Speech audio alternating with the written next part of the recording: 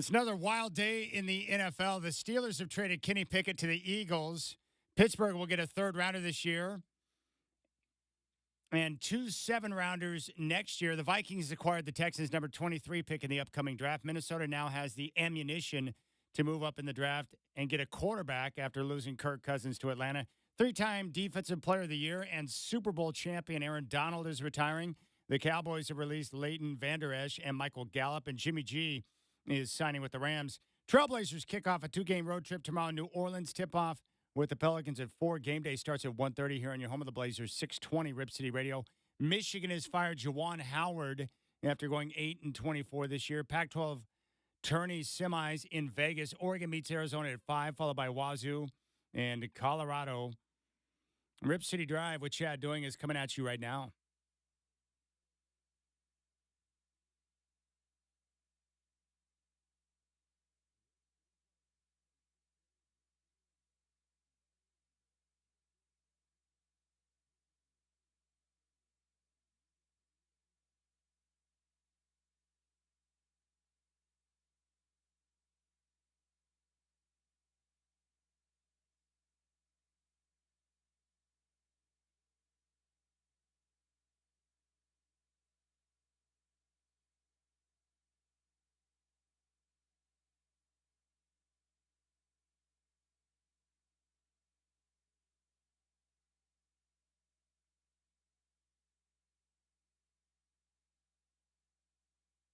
And without question, one of my favorite songs of all time, Benny Mardones, rest in peace, incredible vocals. It also has one of the creepiest music videos in the history of music videos. You watch it and you're like, no, man, come on, Benny, don't do that. Not that video. Yeah, Benny was great. Like a lot of musicians, when he hit it big with this song here, he moved to Miami, Florida to write songs because he was a terrific songwriter. But like many of the stories go, he got caught up in the lifestyle, cocaine, late nights, the whole shebang, and it damaged his career. But terrific song that hit, I believe, number one in like 2 different decades. Amazing. All right, Rip City Drive. Dwight is somewhere on the Amazon in the rainforest, and I'm not even joking. And just imagine the Godfather, the way you know him, the way I know him, floating on some boat down the Amazon River. I think that's what he's doing right now. So anyways, he's out. He's enjoying some vacation time, and you've got me for the next 3 hours. Coming up on the show, I'm going to be joined in studio at 4 o'clock with Peter Sampson, who used to work at a different radio station in town that I used to work at. And he's going to be filling in tomorrow doing Blazer Game Day and fifth quarter. So he's going to stop by and we'll talk some ball and introduce you to him and him to you. I like Peter Sampson. And we never crossed paths at the other station. I think he came on after I had moved down to the Bay Area. But it would be nice to have him in studio. And he's got a good basketball mind. And he loves radio like Shacker and I do. So he's going to come by and we'll talk some ball and get a chance to hang out. Also, we do have another pair of tickets for Jason Bonham and the Led Zeppelin Experience coming to the Keller Auditorium. So your chance to win will be coming up at 3:45. If you want to reach out to me, you've got a variety of ways to do so. You can hit us up on YouTube and take part in the live stream. It's nice to be back in studio after spending most of my week out at Moda Center. Go to youtube.com, pull up our homepage, Rip City Radio 620, and you can take part in the stream and the YouTube chat if you so desire. You'll find me on X at Chad in Rip City, at Chad in Rip City. I tried to get the handle back, just my name, Chad Doing. It's not available. It's in use, but yet when I search it, it's not in use. I can't even have access to my own name. Why would anyone want to have the handle Chad Doing other than the person named Chad Doing? You explain that one to me? I love it, too, when people ask, like, is that your radio name? No. No, it's not. I would not choose the last name Doing and have that be my radio name. I'd go with something better. Like, I remember there was this guy I worked with when I first got in radio. His name was Jeffrey Mad Dog Markham. His last name was not Markham, but that flows off the tongue really well. Not Doing. Come on. Also, the telephone number here on the show is 503-248-0620. Hope you're enjoying the sunshine. I certainly am. The problem is with the workload right now and the end of the Trailblazer season, I am unable to take advantage of it. So my official golf season won't begin until April 15th, which is the day after the end of the regular season. So I eagerly await the opportunity to get on the golf course, although I have a lot of friends and know people are out playing right now. I love this sunshine. I love long days. I love sunshine. As many of you know, it's the best time of the year. But it was so nice to get in the rig this morning and start rolling into town. And in all directions, nothing but blue sky. I stopped off at my hair salon to get my hair cut this morning in downtown Portland and walking around downtown. Peaceful, spectacular, and the place where I sit to get my hair cut next to a big window. And I was just looking up as the sunlight was coming through the tree leaves and looking up into the Portland skyline with the blue skies. I'm like, yes, I need that. I feel like a brand new man. There's nothing better. A lot of things I want to get to today. A lot of it is football related with the upcoming NFL draft and a lot of the player movement that we're seeing in the NFL. It's wild. A lot of crazy stuff going on. So football, we're going to start with that, and then we'll get to some in-depth discussion on the Trailblazers with DeAndre Ayton, the three-guard situation and what the solution is and what the offseason plan is going to be. We'll do that in the 4 o'clock hour when Peter Sampson joins us in studio. My man Michael Shacker is here. He is my right-hand man. He does everything. Without him, the station would fail. So it's great to have him in studio at Master Control. Also, I was happy to find out from our engineer this morning that the microphone stand in studio where I'm sitting right now has been repaired. Just so you know, I don't know if he's a violent man. I don't know what goes on behind closed doors. I'm not married to him, but Justin Myers is a violent man when it comes to the microphone stand. He has broken it multiple times. And so I hit up Joe, the engineer, again. I said, hey, we have an issue with the mic stand. Justin got a hold of it again. And so Justin reached out this morning and goes, just so you know, the microphone stand is destroyed, and I replaced it with one of the other ones in the studio. I mean, Justin is crazy. And so I reached out to him today. I'm like, hey, what's the over-under on months until the microphone stand that is now in place is broken again? And he's like, I'm sorry, man. The caffeine-fueled energy in the morning sometimes is a little bit rough on the microphone stand. So I'm just saying, I don't know the deal. I don't live with him, but if you run into Justin in the public, just beware because he's crazy.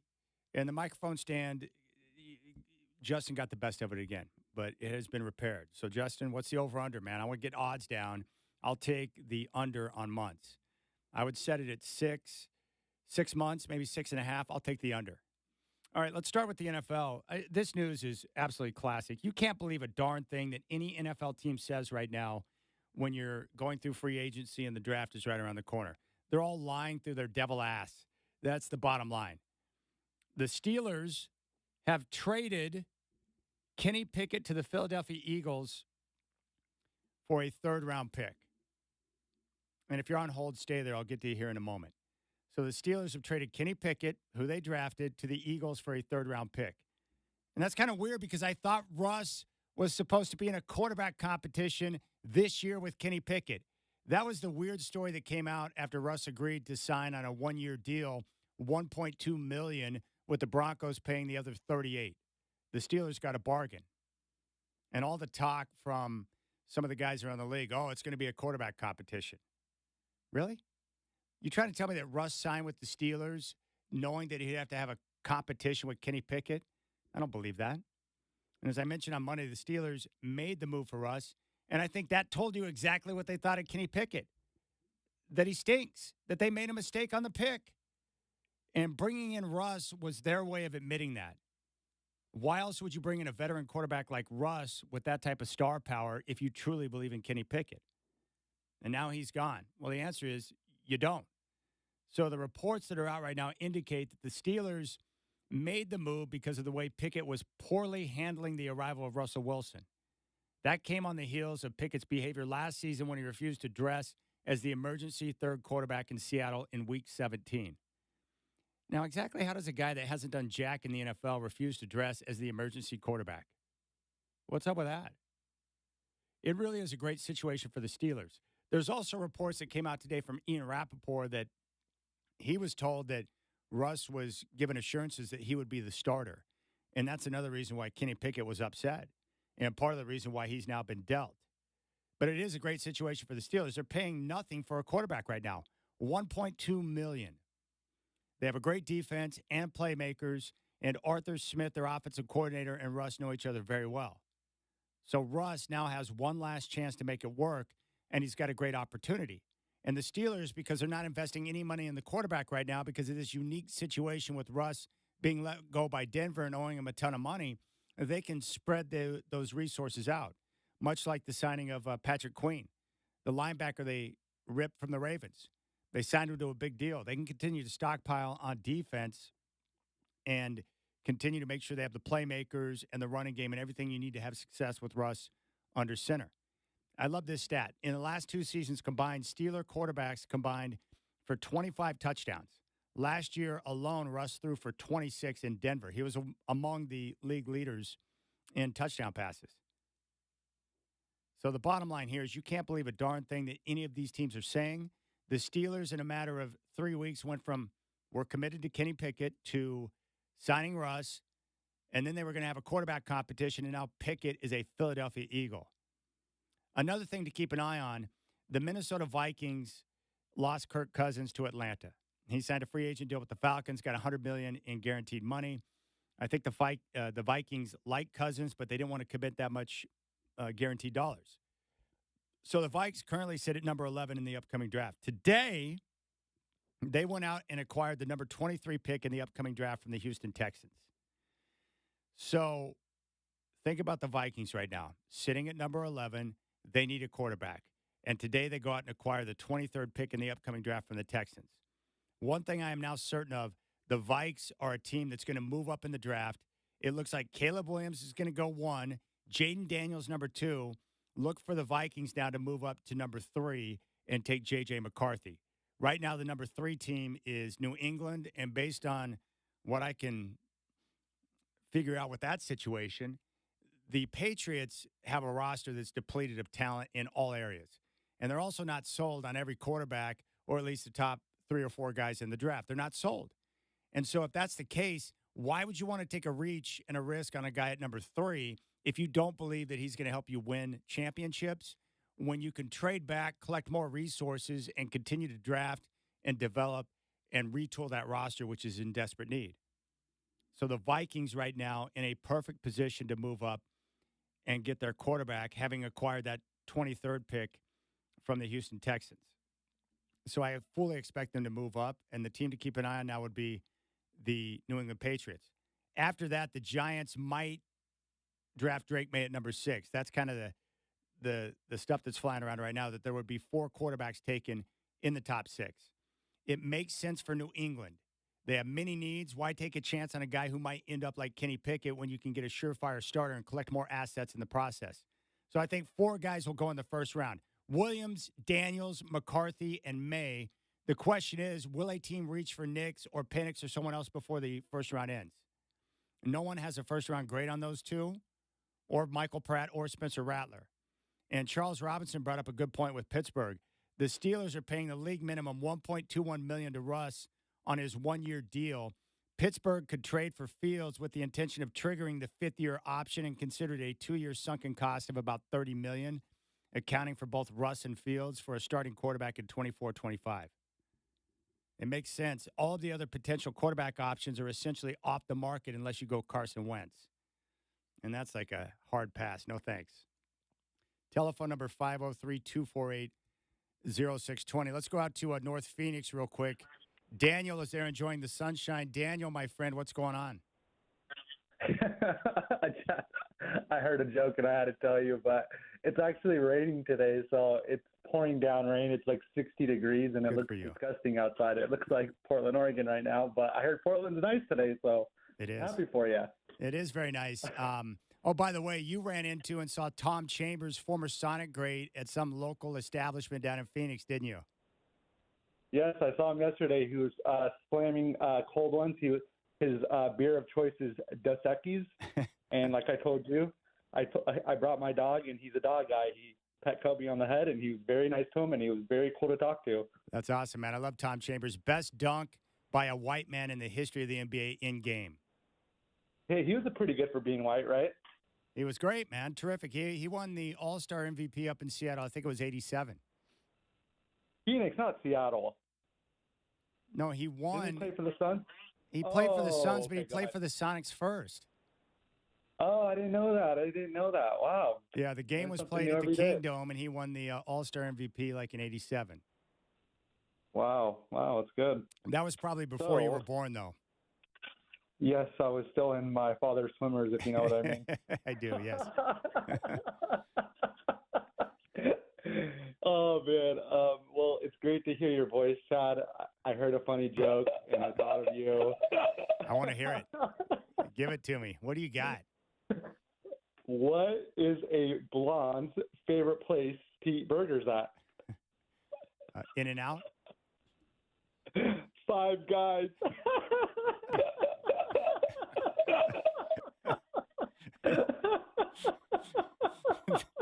All right, there you go. That's a great way to kick off a Friday. A nice little blonde joke for you as we enjoy the sunshine. And now we can get back to Thundercat and the wonderful tones of Michael McDonald. Like, I don't know about Five Guys. I just know they're overpriced. Have you eaten at Five Guys lately, Shacker? Not lately. It's been like 4 years since I've eaten there. Heard the prices have doubled. I guessed In and Out. He said Five Guys. But you can get your money's worth if you say yes to every condiment. That's true. That's true. All right, we'll come back and we'll continue to dig into the NFL draft. Some great quarterback statistics for you. And we'll also give some love to Aaron Donald. What a stud he was. Maybe the best defensive player in his generation. All right, 503-248-0620. Thanks, Daniel in Phoenix. Appreciate that phone call. You got the Rip City Drive.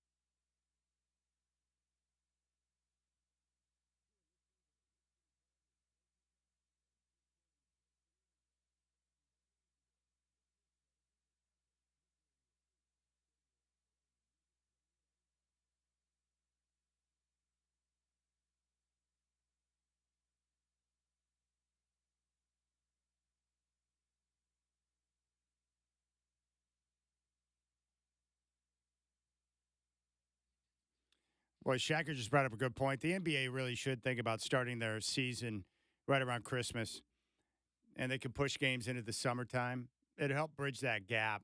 It's happened a couple times, like the strike year and the COVID year, That's true. and we loved it. You don't mind that the Dodgers and Padres are opening up in South Korea because you record all the games and watch them. Yeah. Like the A's have started their seasons in Japan. I'm not going to watch that game at 2 a.m. I'll wait till I wake up. The Dodgers are going to be so much fun to watch this year with their superstar lineup. I just hate they're putting those games on over in South Korea to kick off the year. I want to see them and watch that lineup, but they're going to come on at an odd hour. So it is what it is. But I'm excited for the start of baseball, and I'm going to New York in the summertime to go see the Yankees and Dodgers in a weekend set. So that should be a lot of fun. Are the Giants going to suck again? What's the latest with the Giants, Shacker? Well, they got Bob Melvin as a manager. How many World Series has he won? And he's been at it for quite a few years. That's true. Of course, he was restricted when he managed for Oakland because they work off a shoestring budget, but he did get the Padres to a World Series. Yeah, and he was loved in Oakland because he got playoff appearances with that team. Yeah, he's a cool guy. That's a very cool cat and well liked around the majors. So baseball season right around the corner.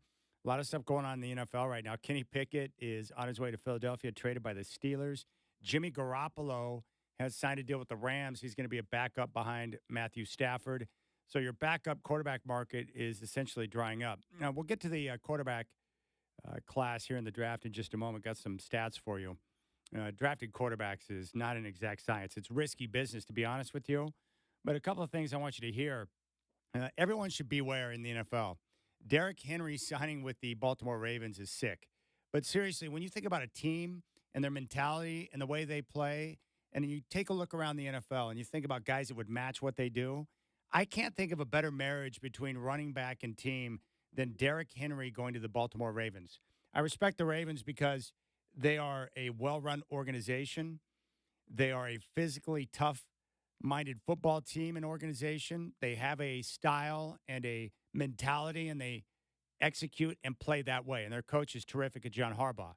Now, I'm not sure why they abandoned everything they believe in that playoff loss to the Chiefs and decided not to run the football and not to be tough and not to get physical at the line of scrimmage and get housed by Patrick Mahomes, but they did that. I don't understand it. It's like you do one thing really well and you're just not going to do that? And it plays into the weakness of the Chiefs' defense, but no, we're not going to run the football. We don't need that. Let's put Lamar in a position to fail. Idiots. You know, that game was maddening. I thought the Ravens were going to win that game, and they just abandoned everything they know and believe in. Foolish. They will probably learn from that, and this signing might be an indication. But Derrick Henry, one of the toughest dudes in the NFL, a workhorse with over 2,000 carries in his career, and he's been incredibly healthy throughout the duration of his years in the NFL, is now a Raven. And take a listen to what he had to say about the signing. This is where I knew I wanted to be. I love the style, the physicality that they play with on all three phases. I feel like it fits my style of play as well. It was really a no-brainer. Yeah, it is a no-brainer. It's scary to think about you with that offensive line in the same backfield as Lamar Jackson, but it's a no-brainer. What a great signing that is. What a workhorse he is. He's tough, hard to bring down, and he's going to be a great pairing with Lamar Jackson. I don't mind signing a guy like Derrick Henry this deep in his career because he's been incredibly durable. What a tough player, big-time player. I like his leadership. I love his toughness, and he's a cool cat. But the thought of him on the Ravens is pretty scary. They'll use him a lot, a ton. Also, Joe Mixon was with the Bengals, but now he's traded, and he's going to play with the Houston Texans, and he got a new 3-year deal. Apparently, he was stunned by the trade. Like I said, it was definitely shocking. I took that 24 to 48 hours to hurt. It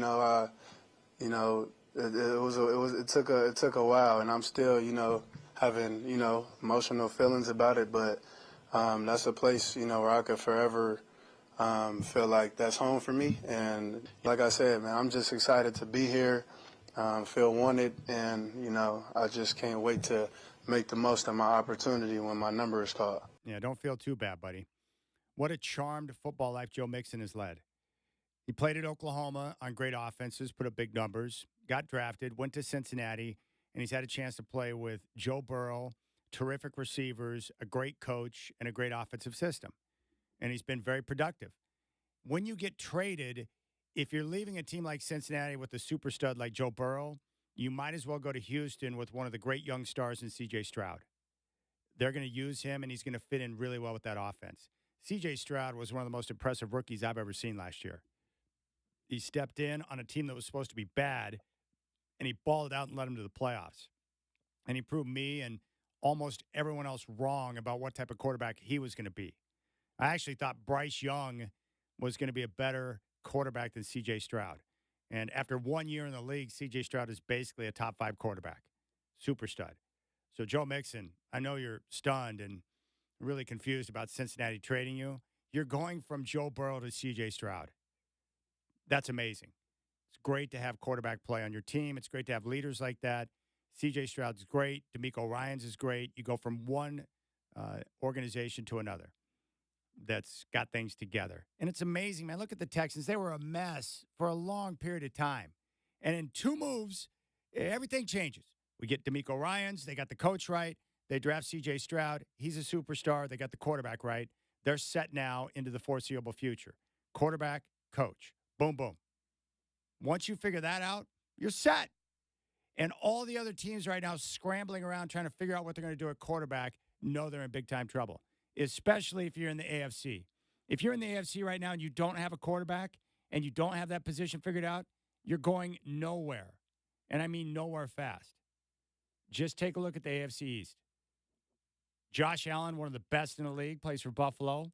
Tua's coming off a great year in Miami. And the Jets have the soon-to-be VP, Aaron Rodgers. Now, assuming Rodgers is somewhat what he used to be coming off that surgery with the Achilles, you've got 3 top-notch QBs in the AFC East. In the North, Lamar Jackson, MVP. Joe Burrow, simply one of the best. Deshaun Watson, we're not sure yet. He's paid like a superstar, but hasn't played like that for the Browns yet. And then Russell Wilson with the chance of resurgence in the Steel City. In the South, C.J. Stroud, stud. Trevor Lawrence, stud. And in the West, you have Patrick Mahomes and Justin Herbert. The AFC is loaded with QB play.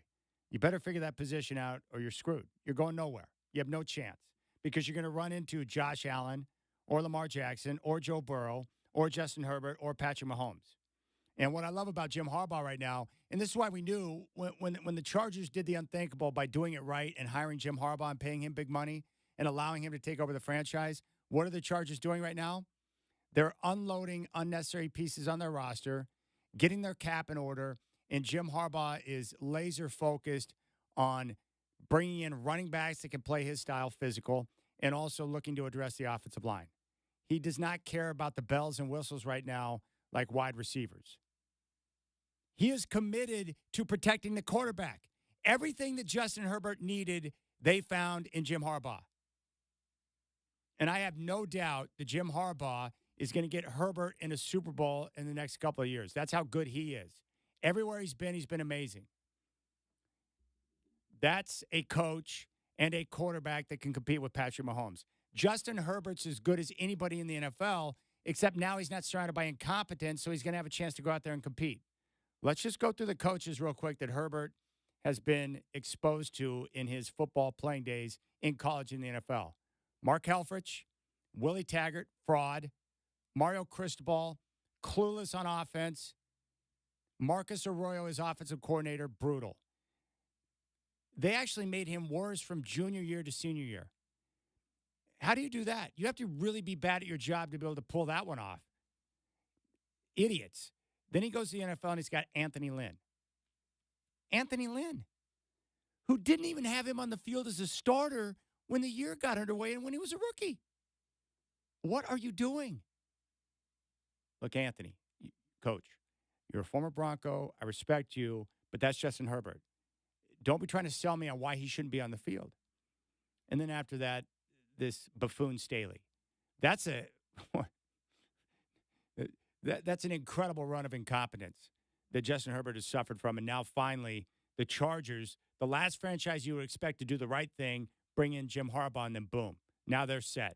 Coach, quarterback, check, check, and the Chargers are going to be fine. And I hate it because the Broncos are sitting in a division with the Chargers and Chiefs, two elite quarterbacks and two great football minds. Now, the Broncos have a great football mind in Sean Payton. The problem is he has no quarterback. And hopefully they're going to be able to figure out what they're going to do there. Is it Bo Nix? Maybe. All right. Anyways, enough of that. Let's talk about these quarterbacks coming up in the draft. The process of trying to figure out who you're going to take and whether or not that guy's going to work is tough, as you know. And the problem is teams reach for guys all the time, and they end up being busts. If you go back to the 2022 quarterback class, just a couple of years ago, let's take a look at the list of guys who were supposed to be great. Kenny Pickett, 20th overall in the 2022 class, traded. Desmond Ridder, 74th overall, traded. Malik Willis, 86th overall, back up for the Titans. Matt Corral, 94th overall, out of the league. Bailey Zappi, 137th overall, back up for the Patriots. Sam Howell, 144th overall. He was just traded from the Commanders to the Seahawks. Now, I will say this about Sam Howell. I think he's got some upside. He has shown some potential. And I think the Hawks, based on what they gave up, that was a great value move to get a guy who could play quarterback and be able to step in if needed. I think Sam Howell's got potential. I like that move by Seattle. But it's not just 2022. Let's go back to 2021, which was supposed to be a generational class of quarterbacks. Only Lawrence, Mills, Trask, and Ellinger might still be with their teams that drafted them this season in 24. Zach Wilson is going to be traded or cut. Trey Lance was traded. Justin Fields will be traded. Mac Jones was traded. Mond is out of the NFL. And Ian Book out of the NFL. Think about that. 1, 2, 3, 4, 5, 6, 7, 8, 9, 10, 11, 12. 12 quarterbacks over the course of 2 drafts, and most of them washed out and are not productive. So what I'm trying to get at is there are usually 1, maybe 2 quarterbacks in every class, whether it's considered good or bad or deep. Drafting a guy, just to draft a guy, is a horrible process that teams should not do. I think what you should do is, if you don't absolutely believe that the quarterback can win Super Bowls, then just move on, pass. You don't waste a pick on a question mark. It makes no sense whatsoever. None. Now, the one guy that I think a lot of people here in town have interest in, I mentioned it yesterday, I think Dylan Gabriel is going to step in and be great for the Ducks. He's taken over for Bo Nix, who's now going to be in the upcoming NFL draft. No one's got a first-round grade on Bo Nix. It doesn't mean he won't be taken in the first round, but that would be a guy that you probably don't want to reach on in the first round because he's going to be available most likely on day 2. And Benjamin Albright, NFL insider, I asked him about Nix, and here's what he had to say. Yeah, I think he's a day 2 quarterback. I doubt he goes in day 1. I mean, anything's possible. It only takes one team to fall in love with you. Just look at Tim Tebow. That guy wasn't going to go on day 1 with anybody, and then he convinced Josh McDaniels to take him. So all it takes is one. But, look, I think there's 4 guys that are going in the first round. I think they're all going top 6. And then I don't think there's anybody else going in the first round. I think Nix, Penix, and Rattler are pretty much the day 2 guys. And then day 3, you're probably looking at, the Michael Pratts and the Sam Hartmans of the world, those kind of guys. That's Benjamin Albright. So what it looks like right now, Nix is going to be a day 2 guy. And right now, the buzz around the NFL is that 4 quarterbacks are going to be taken in the top 6 picks. And it looks like right now, Caleb Williams to the Bears, Jaden Daniels to the Commanders. Now, keep this in mind, too. And I heard this point that was brought up today. For the longest time, it looked like Drake May out of North Carolina was going to go number 2. He was considered the second quarterback behind Caleb Williams. But as time has gone on, now Daniels is the betting favorite to be taken at number 2 at minus 175. But you have to look at take a look at the coaches and the coordinators, right? Cliff Kingsbury is now going to be the offensive coordinator with the Commanders. Which quarterback, Daniels or May, do you think is a better fit for the air raid offense that's run by Kingsbury? Well, obviously it's Jaden Daniels. Caleb Williams 1, Jaden Daniels 2. The Vikings now are expected to move up with that pick they acquired today from the Texans. The speculation is they'll make a deal with the Patriots, who are not enamored with any of the quarterbacks after the top two. Vikings move up to 3 and take Drake May.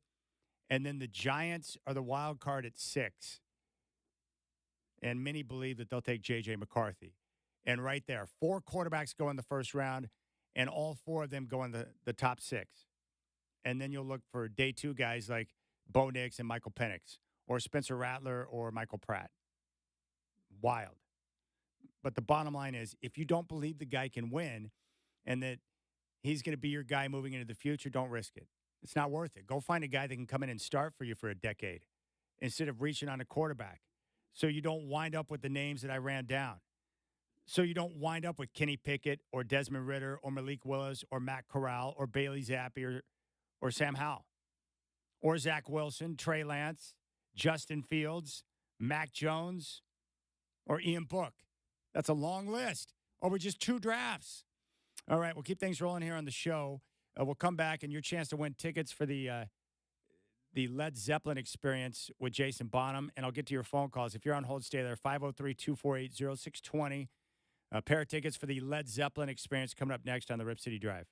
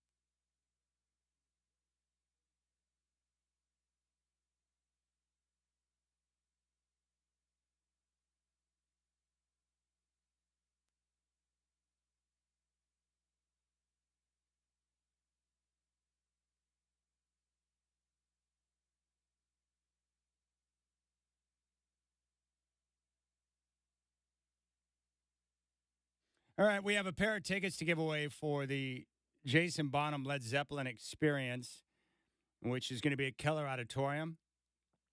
If you would like to see that show, why don't you call right now, and we'll take caller 503-248-0620 is your telephone number. 503-248-0620 is your telephone number. Caller 5 will get a pair of tickets for the Jason Bonham Led Zeppelin Experience at Keller Auditorium. Shacker will get your information and get you taken care of. So call now, 503-248-0620. And then coming up at 4 o'clock, Peter Sampson going to join me in studio, and we'll get a chance to talk some ball. We'll focus in on DeAndre Ayton. We're going to try and come up with a solution for the 3 guards, because it would seem like a crowded backcourt for Portland moving into the future, and also about the offseason plan. Peter Sampson coming up at 4. 503-248-0620. Caller 5 gets a pair of tickets for the Jason Bonham Led Zeppelin Experience. Let's go out to Sean and Sandy, who wants to talk quarterbacks. Sean, welcome to the show. What's your thoughts on the upcoming draft with the quarterbacks? I got a different opinion about the draft than you do, Chad. And I just think that the quarterback position is the highest reward position. You have high risk, high reward. And you're going to get the highest reward out of the quarterback position. You know, and you go and it's a draft. The draft is a gamble. You know, and you go big or go home. We're not playing it safe. If you feel like there's a guy there for you, that's what it is. I mean, you look at any other positions besides the quarterback position. Look at the linemen that don't work out. Look at the wide receivers that don't work out. There's always a couple. And you talk about these low draft picks. We're not talking like top 10 draft picks here. You know, so I mean, you go ahead and draft a quarterback in these lower positions, of course, you're getting dog food. You're getting somebody else didn't actually think that they were that great to begin with. And you just hope they work out. No, Sean, my only point is that don't take a quarterback in the top 10 or in the first round unless you truly believe he's going to be able to win for you and be a Super Bowl guy. Don't take a risk on a guy at quarterback unless you believe he's a winner. I believe that. You know what? And I'm never going to second guess anybody's decisions. These guys are paid to make these decisions a lot better than us.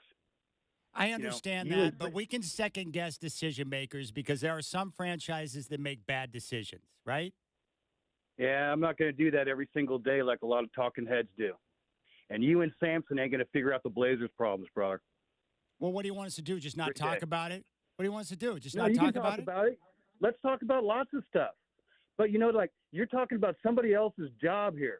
You're talking about you're second guessing other people. How would you like people, you know, all around the country? Who am I second guessing? What you do? Sean, who am I second guessing? Well, you guys second guess all the decisions. You guys always second guess Jerry Jones' decisions. You know, he's the only owner of football that actually played the game. I know, and he hasn't been to an NFC title game in 30 years. That's fine. Look what he's done with that team. Look, it's America's team. It's the most marketable team. It's the most valuable team. It's entertainment. That's what this is. This is a big show. Okay, how do you measure success for the Cowboys? Winning championships or the value of the team? I just look at everything. I just like LeBron. That's why I say LeBron's the greatest. Look, they're the most talked about. I think they're great. I love them. I love what they do. He's always trying. You know. So LeBron is the greatest of all time because he's the most talked about?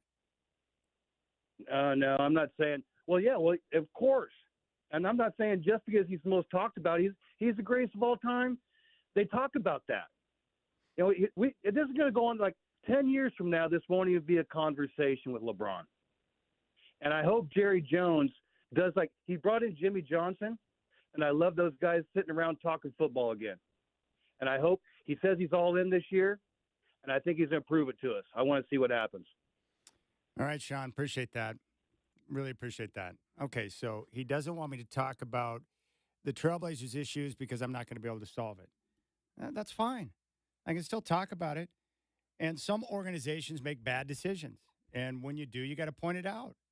I mean, that's the job of the media is to point out decisions that are made. Fans should hold their teams accountable for decision making. And I know you're a Cowboy fan, Sean, and I love Jerry Jones. He is a successful guy. His brand is the most valuable brand in the NFL. But the Cowboys are about winning championships, or at least that's what they're supposed to be about. And they haven't been to an NFC title game in 30 years. So obviously they're missing the boat somewhere. And I would make the argument that Jerry Jones, even though I respect him and like him, his ego has gotten in the way of doing football the right way. And that's why Jimmy Johnson was gone. And if they would have kept him, my guess is they would have won more championships. And his decision making and not hiring the right people and putting them in the right place has been a problem. And, it's that whole point I brought up with the Packers and their unique setup. If you look at their success, especially when it comes to selecting quarterbacks over the last 30 years, I wonder how much of that comes from the fact that they don't have an owner and that they only have football guys plugged into their organization. So when it comes to their scouting, their decision making, being able to go out and get Brett Favre and then get Aaron Rodgers and now Jordan Love, I wonder if that helps. Instead of an owner who surrounds himself with people that he knows and who he's comfortable with, like family, like we see in Dallas. All right, we'll keep things rolling here on the show. Telephone number 503-248-0620. Coming up next, we're going to be joined in studio by Peter Sampson, and we're going to talk some ball. And yes, Sean, we're going to have a conversation about what the Trailblazers need to do coming up this summer and how they can solve the backcourt issues. 503-248-0620 is your telephone number on YouTube, youtube.com. You can pull up our homepage, Rip City Radio 620, and take part in the chat and the live stream.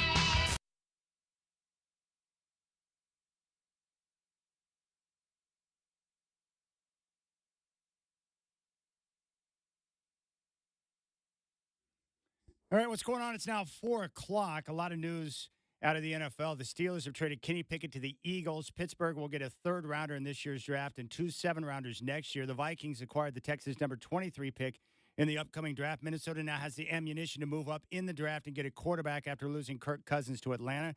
3-time Defensive Player of the Year and Super Bowl champ Aaron Donald is retiring. The Cowboys have released Leighton Vander Esch and Michael Gallup. And Jimmy G is signing with the Rams. The Trailblazers start a 2-game road trip tomorrow. New Orleans tip-off with the Pelicans at 4. Game day at 1:30 here on your home of the Blazers, 620 Rip City Radio. Michigan has fired Juwan Howard after going 8-24 this year. Pac-12 tournament semis down in Vegas. Oregon will meet Arizona at 5, followed by Wazoo and Colorado. More of the Rip City Drive coming at you right now.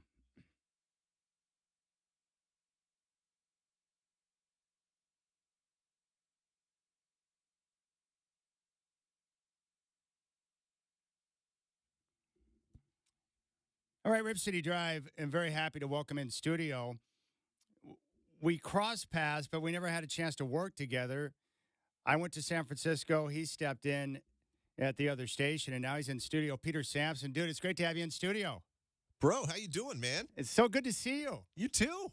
You know, it's funny because, you know, the Portland radio market is small, so I've worked at all the stations now in town, and you've been around, but we all kind of know each other. And I think we all have a certain level of respect because we understand the grind that goes into radio and media. And so when you get a chance to spend time around some of the other people in the market, it's kind of a tip of the cap, right? Because we know what the deal is. Oh, yeah, 100%, man. And you talk about that grind. It is no joke. But you do it because you love it, right? Yes.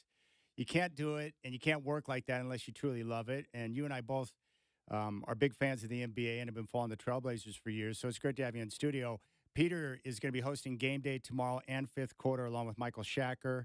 And the tip-off against the Pelicans will be at 4 o'clock. But I think you and I had similar influences. You know, I grew up when sports radio first became a thing in Portland, and I would listen to the Sports Babe, and then I was introduced to Jim Rome, and that was a life-changing experience. And then started listening to a lot of local talk, and I just kind of made my way through there and started to meet people. And you went to Portland State? Yeah. Yeah, and I'm the same way, man. Jim Rome was my guy. And it was one of those things that's kind of silly because, I mean, especially back in the day, look, I still enjoy the show. It's a good show. It is not what it was in the late 90s, those glory days, early 2000s. And, you know, my dad growing up, kind of a stoic dude, good dude, but kind of a stoic guy. And no one could make him laugh harder than Jim Rome. That was our thing that we would do together. And I didn't consciously do it, but sort of in the back of my mind, I was like, I got to be able to do this. This makes my dad laugh. This makes my dad smile. I got to figure out how to get into this business. Yeah, that's awesome, man. Yeah, it's great. And like a lot of guys back in the day, late 90s, very edgy show. And then what happens is you have kids, time goes on, you change, and your show changes with that, right? It's part of the process. Yeah, it makes sense. I wouldn't want to be dropping, you know, drug test blasts at 55 years old, but whatever. It's cool. All right. You're a big Rams fan. Yeah. Aaron Donald retired today, one of the greatest football players of all time, and he might be the best defensive player of his generation. But as a Rams fan, I'm curious, how do you view the retirement of Aaron Donald, and how much does he mean to you in that organization? Man, as someone who I've been a Rams fan, a long-suffering Rams fan, I know they've had success lately, but going back to the Eric Dickerson, Jim Everett, you know, flat on his back days, I mean, Aaron Donald, he is that dude. So much respect for Aaron Donald and it's not just the accomplishments, right? You know, 10 years, 10 Pro Bowls, you know, probably, I mean, at least the best defensive tackle I've ever seen. I mean, maybe you could pull some dude from the 60s that's better, but he did it the right way, didn't he? He was such a pro, a class act, obviously brought the Super Bowl to Los Angeles. I get it. It's time. I'm glad he went out relatively on top, still playing at an elite level. But I got to be honest, Chad, it's tough to say goodbye, man. I know. He's a stud. What's your connection to the Rams? Did you grow up in L.A.? No. I grew up in kind of rural like you, just an hour south of Portland in Yamhill County, the thriving metropolis of Carlton, Oregon. It's wine country now. It wasn't back then. It was just a bunch of angry farmers. I called high school games out there at Yamhill Carlton. YC, class of 96. The baby. Tigers, right? Yeah, YC Tigers, 3A at its finest. Here's my story for Yamhill for you. I went out there to do a high school game. I think it was like Staten and Yamhill Carlton who were playing that night. And it was one of those deals where they didn't have a press box at the stadium. So the guy who was in charge of the stadium let us on top of the roof, and he's like, "Okay, you can broadcast up here." And he walked over, and this is way up in the air, right? He's like, "Okay, here you're fine, but don't walk too far in that direction because we're not sure if the roof might give." I'm like, "Thanks a lot, really appreciate that." That's what I remember most about Yamhill Carlton. Beautiful out there, wine country, but a bit of a drive out. But yeah, I grew up in the sticks too, so a little country connection there. Yeah, it's a little bit of a different experience. It's one of those things I would never change it. Got to the city as soon as I was old enough. But every passing year, I go, man, I don't know. It was quiet out there. I could actually see the stars. But the reason I'm a Rams fan, my pops, he grew up in Burbank. Yeah. So growing up, it was all about the Rams. I didn't go to the dark side, didn't become a Lakers fan, but that's what drew me to the Rams in the first place. One of my favorite memories as a kid, 1991, the summer of, I went on a big trip to California with my buddy Jeff. And he was from California, but now living in the Northwest. So his family were Laker fans and Ram fans. We went to the Rams training camp in 1991, and it was awesome because John Robinson was coach, and he had the perfect hair. And back in the day, the security wasn't quite what it is right now. So there was just one little rope to keep the fans away from the practice field. But Jim Everett was there, Jackie Slater, Marcus Dupree, the former Oklahoma running back, was in camp that year. Henry Ellard, so all the Ram greats from that era. And then it was awesome because when practice was over, all the players came out and were just standing amongst the people. And so I got a bunch of autographs, and Jim Everett was really cool. Henry Ellard was great. And the other player I remember that was Anthony Newman, former Duck. And he spent his first part of his career with the Rams. But that's what I remember about the Rams. I still have all those autographs, but the guys, some of those guys were big time. But Henry Ellard was a great player. But they were nice, so it was cool to be able to see that up close. That's awesome. There's no better experience than kind of doing that when you're young. I got to ask, I've never met Jim Everett. I've never interviewed Jim Everett. There was no dude growing up that was more frustrating than Jim Everett, though. You look at the guy on TV, he has God's body. He's 6'5", 6'6", whatever he was, just huge. Handsome, perfect quarterback. Yeah, and just he didn't seem to have that toughness. He couldn't stay in the pocket, wouldn't take a hit.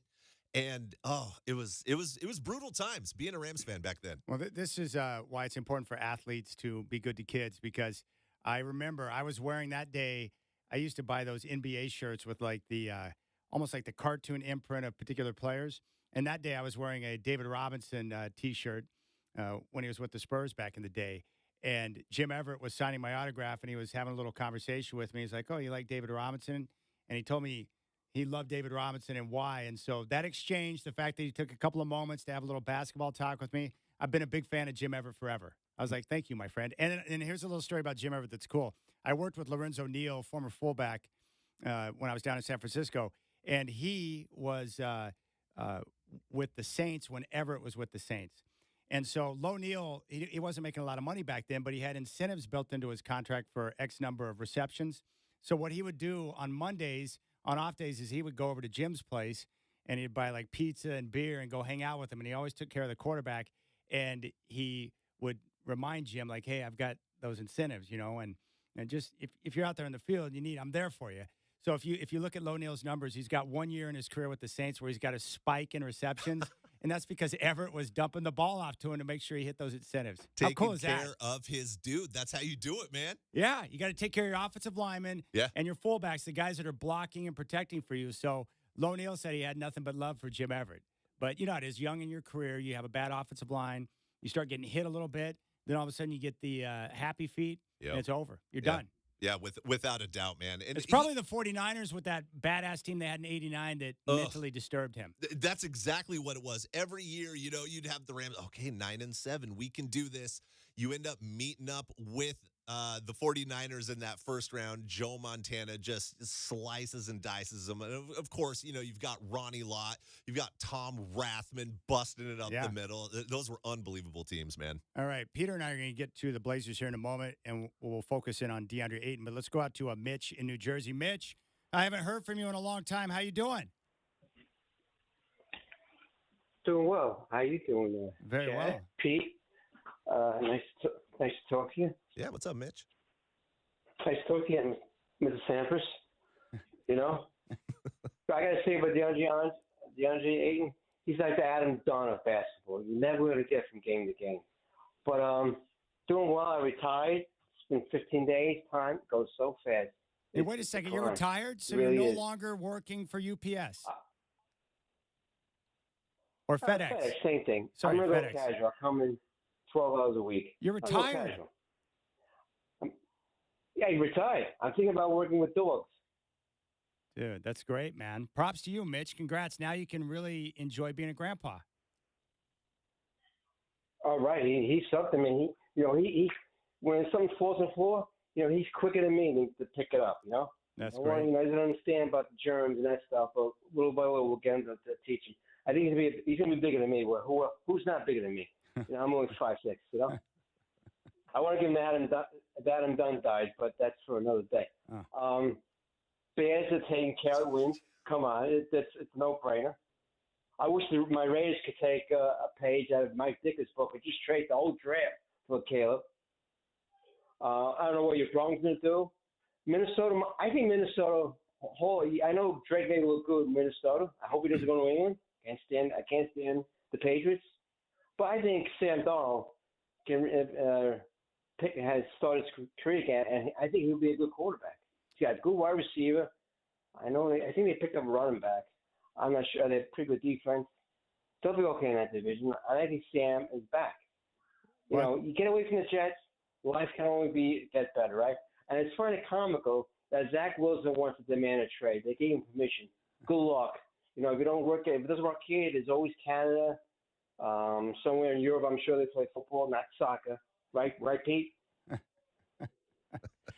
I'll tell you what. I think Sam Darnold. I think the Minnesota Vikings are showcasing what they're going to do, Mitch. They bring in Darnold. He'll be the bridge quarterback. They just picked up that extra draft pick from the Texans today, so now Minnesota's a prime team to move up, and the most likely spot right now appears to be maybe number 3 with New England, and then Minnesota can get J.J. McCarthy or Drake May. I'd certainly go Drake May over J.J. McCarthy. Do you buy the J.J. McCarthy hype? He's been rocketing up the boards over the last month or so, 3 weeks. Yeah, I don't know, because for me, I haven't seen enough of J.J. McCarthy in a pressure-packed situation where he's got to carry the team. So that's why I lean on, guys who know football.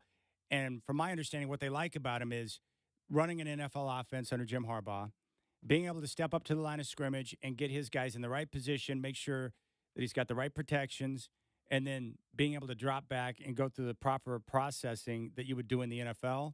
And also his third down passing, getting the ball out over the middle and making quick decisions. I know they love that. I also like that he's young, so if you get him in the right spot where he's got the right coaching, here's what I like about Minnesota if they were to take McCarthy. You bring him in, he doesn't have to play right away, and then you've got a good coach and the right system to be able to give him the plan to get him up to speed. Yeah, and I mean, that makes sense, and it's no knock on McCarthy. I just think if you're going that high in the draft, you got to go with pure upside. For me, it's Drake May. Drake May, I'm with you on the upside part. Like, instead of taking a risk at a guy like a Mac Jones, give me someone like Jaden Daniels or someone that's got that extra athletic ability where you've got the high ceiling, right? I'm okay with that. Yeah, 100%. I'm just not sure if J.J. McCarthy's that guy. But for me right now in the draft, Caleb Williams, and then it's like a major drop-off in everyone else. Yeah, I agree with that 100%. Yeah. I think Jane Daniels will be a dude, but Caleb Williams, clearly the top of the class. All right, big thanks. Nice to hear from you, Mitch. Congratulations on your retirement, my friend. We're going to come back and dive into the Trailblazers. We'll start with DeAndre Ayton. He is balling out of his mind right now. The question is, how do the Blazers keep him engaged and focused for the long term? Peter Sampson is in studio. We'll talk about it next here on the Rip City Drive.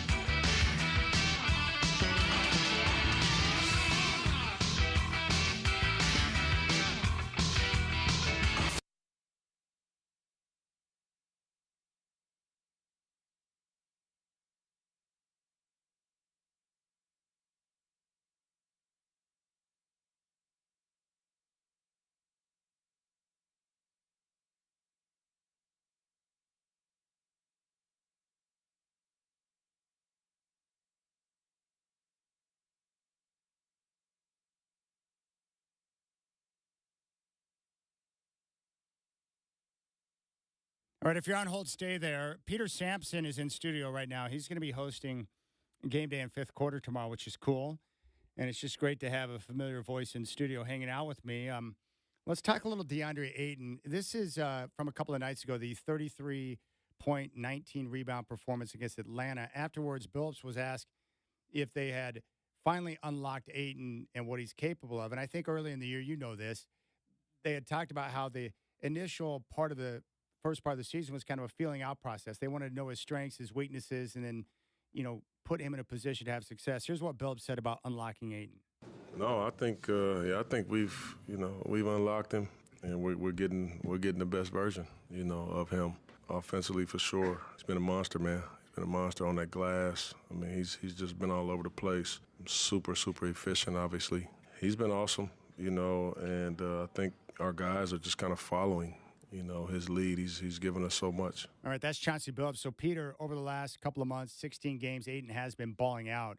What has been the key to him getting to that level with the Trailblazers? Yeah, I think it's a sort of a multi-pronged thing. I mean, one is the guards are actually finding him. I mean, I don't think that fully excuses maybe some of the offensive challenges that he was having earlier in the year. But there's no denying, look, they weren't looking for him on back cuts. They weren't finding him on lobs. And that just sort of started happening, 6-7 weeks ago. All of a sudden, you're seeing that 2 or 3 times a game. And, oh, look at that. Our, rocked up 7-foot center is actually available for the lobs. But, with the big men, success sort of begets success. And I think he knows he's getting the rock now. All of a sudden, he is going to be a little more locked in because what's the knock been on DeAndre Ayton? Going back to Phoenix, it's can you keep this dude engaged for longer than, say, 2 weeks? I mean, even now, he's having this great stretch with the Trailblazers, and Suns fan is online saying, oh, enjoy it. It's going to go away here in a few days. We've seen it nonstop. I don't think that's entirely true, and I don't think that maybe the discourse, with quotation marks, around DeAndre Ayton is entirely fair, but he has sort of earned that rep. So I do think it's a combination of things. He is locked in. I think with, Simon's a little bit banged up. He's been playing. He didn't play against the Knicks. Obviously, no Sharp, no Brogdon. Where else is the offense going to come from? He knows he needs to step up. But look, I mean, the team is aware of this. He's aware of this. All the kind of the talk, the clowning that he gets, it's put up or shut up time. Yeah, no doubt. Here is Ayton after that game against the Hawks talking about what Peter just referenced. He's aware of what's being said about him, and he had one simple thing that he's trying to accomplish right now. Our performance is irregular. I don't know, just playing hard, man. Approaching the game the way I wanted to approach it, and every night's a big night. Playing with these guys and getting to know them, and just being out there with them and battling. That's all I can say. That's what led to it, to be honest. Do you feel like you're fully unlocked now, as far as them being able to get the most out of you, and the way that you're kind of using the offense and stuff? Yeah, most definitely. I feel like honestly, coming into these games, I'm trying to do everything. Not only do my requirements, my role for this team, but do a lot more, and that's where I'm at. I'm more, dominant. People like to laugh at it, but it's the truth. Why do you think that is? Why do you think people? I don't know. I just be trying to bust that ass. You're putting up the numbers right now. That's about it. It's hard. You can't really. Yeah, I don't know. I listen and I hear it and I love it. It's I thank these haters for it. Because it's making me approach this game in the right way and carry the PDX on my back all the way. So I thank them. I'm wearing the cape all the way. All right, so he's clearly aware of what's being said about him. I like the fact that he cares enough to respond and play good basketball. But what are you hearing on Ayton? So let's kind of dig into this. I've been, asking a lot of people to give me their take on Ayton and what they've heard. So let's start with Phoenix. My impression of what went down in Phoenix is that during that finals run, when they got to the finals and took on Milwaukee, that season they went to him and asked him to take on a different role to help the team, which he did. And they got to the finals, nearly won a championship. But he took on that role knowing that some of his numbers would come down, but the Suns had promised him, hey, we're still going to take care of you. Well, when it came time to negotiate the extension, the max extension, they didn't take care of him. He ends up becoming a restricted free agent. He gets his offer from somewhere else. The Suns match, but it cost him a year on the contract. So I think he left that area feeling jaded about that. It also felt like his coach at the time and Monty Williams kind of used him as a scapegoat when things didn't go well. And I do know there were questions marks about the level of engagement or lack of consistency there. So what did you hear about him coming out of Phoenix? Yeah, very, very similar things. He, as I understand it, was told, look, you're going to play this role. Your numbers are going to take a hit. Don't worry. We'll take care of you. And this happens all the time in the NBA. I mean, just look at last season, Yusuf Nurkic. I don't even remember what the injury was, coming up on free agency, but it was, look, you're gonna sit, we're gonna take care of you, and they did. They did take care of him. It was supposed to be a similar deal with DeAndre Ayton. It didn't happen. You couple that with, and look, I mean, I love Monty Williams. I remember his time here in Portland. He's a great dude, but watching those post-game press conferences, you see a lot of sort of sandbagging Ayton, and I don't necessarily understand the reasoning behind that. There might have been something behind the scenes that maybe we're not aware of, but you couple that with a little bit of the inconsistency, the fact that he was taken ahead of Luka Doncic, the fact that maybe he's not the best with the media. And I don't mean that as an insult. It's not like he's a bad dude or he has this rep for being kind of a mercurial dude. I don't think he is. Just some of these guys aren't necessarily comfortable with a bunch of us bozos sticking a microphone in their face all at once and sounding, clear and thoughtful and all those things. I just don't think he's one of those guys. That's okay. But you put that all together and all of a sudden, Phoenix fan has an issue with DeAndre Ayton. Obviously, you couple that with what the team, how the fans turned on him, and DeAndre Ayton being cost a guaranteed year on that contract. Yeah, he's going to be ticked off, man. Yeah, there's no question. I think Portland.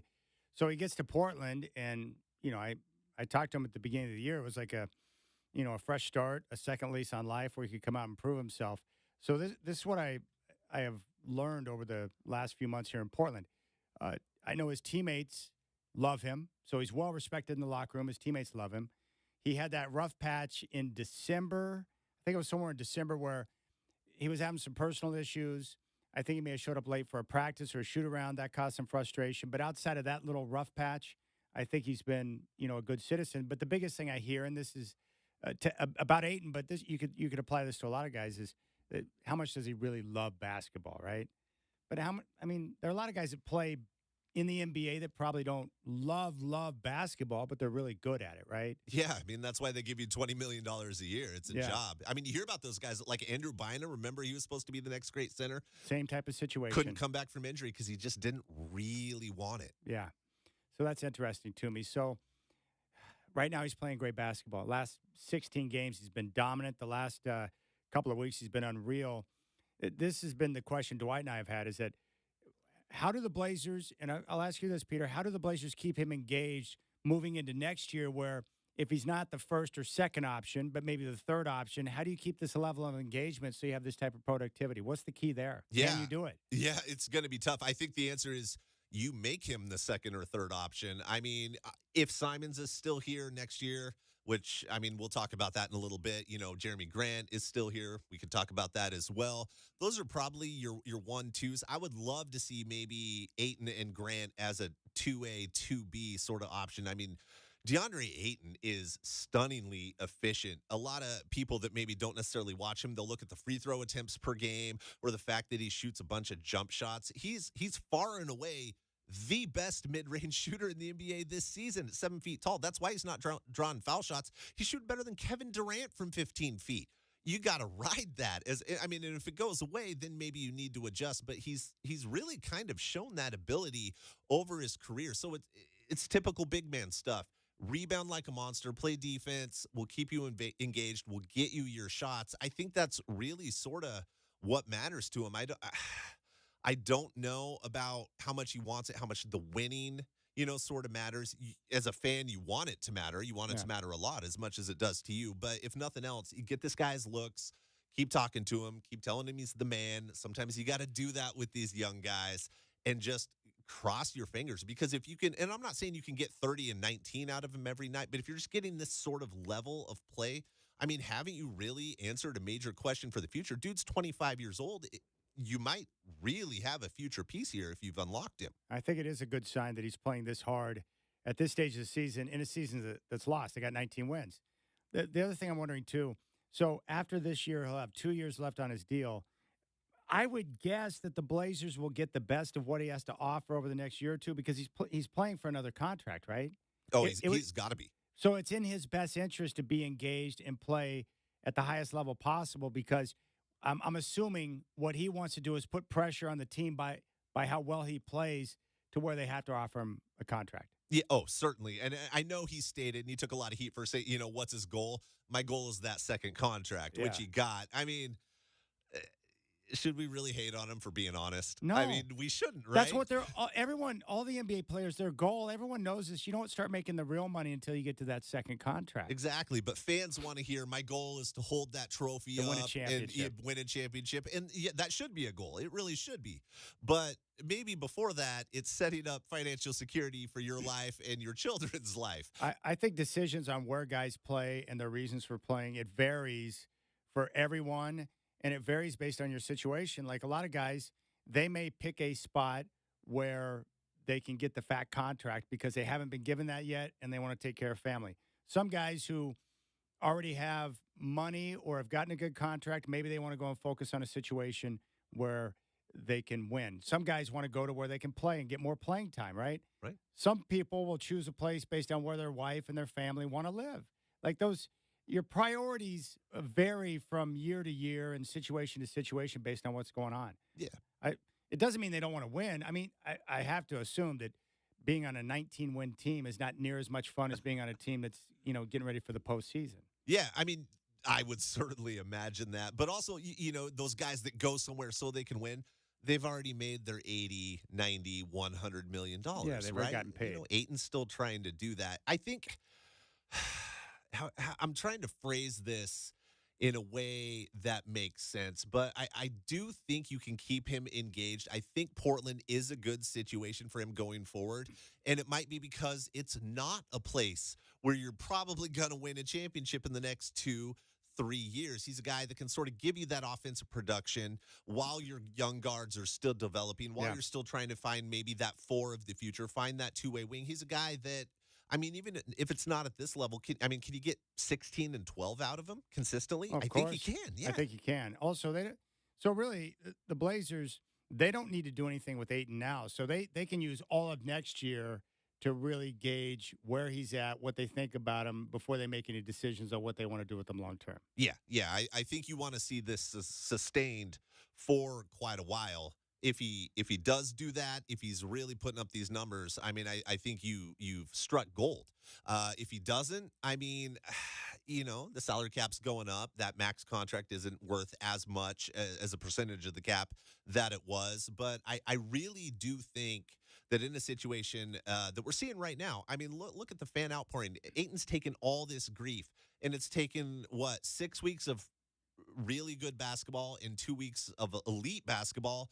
And now the fan base loves him, and they should love this level of play. I mean, he, again, just like he sees the people that are hating on him, he's going to see this too, and that sort of stuff matters, Chad. Yeah, it really does. What does he not do well? He's like one of those. There are a lot of centers like that they're not the perfect player. What would you like to see him do better? I know Billups has been on him about blocking shots, but what does he not do well that you wish he could do? Set screens. I like DeAndre Ayton more than I liked Yusuf Nurkic's game, but Nurkic set monster screens. The best.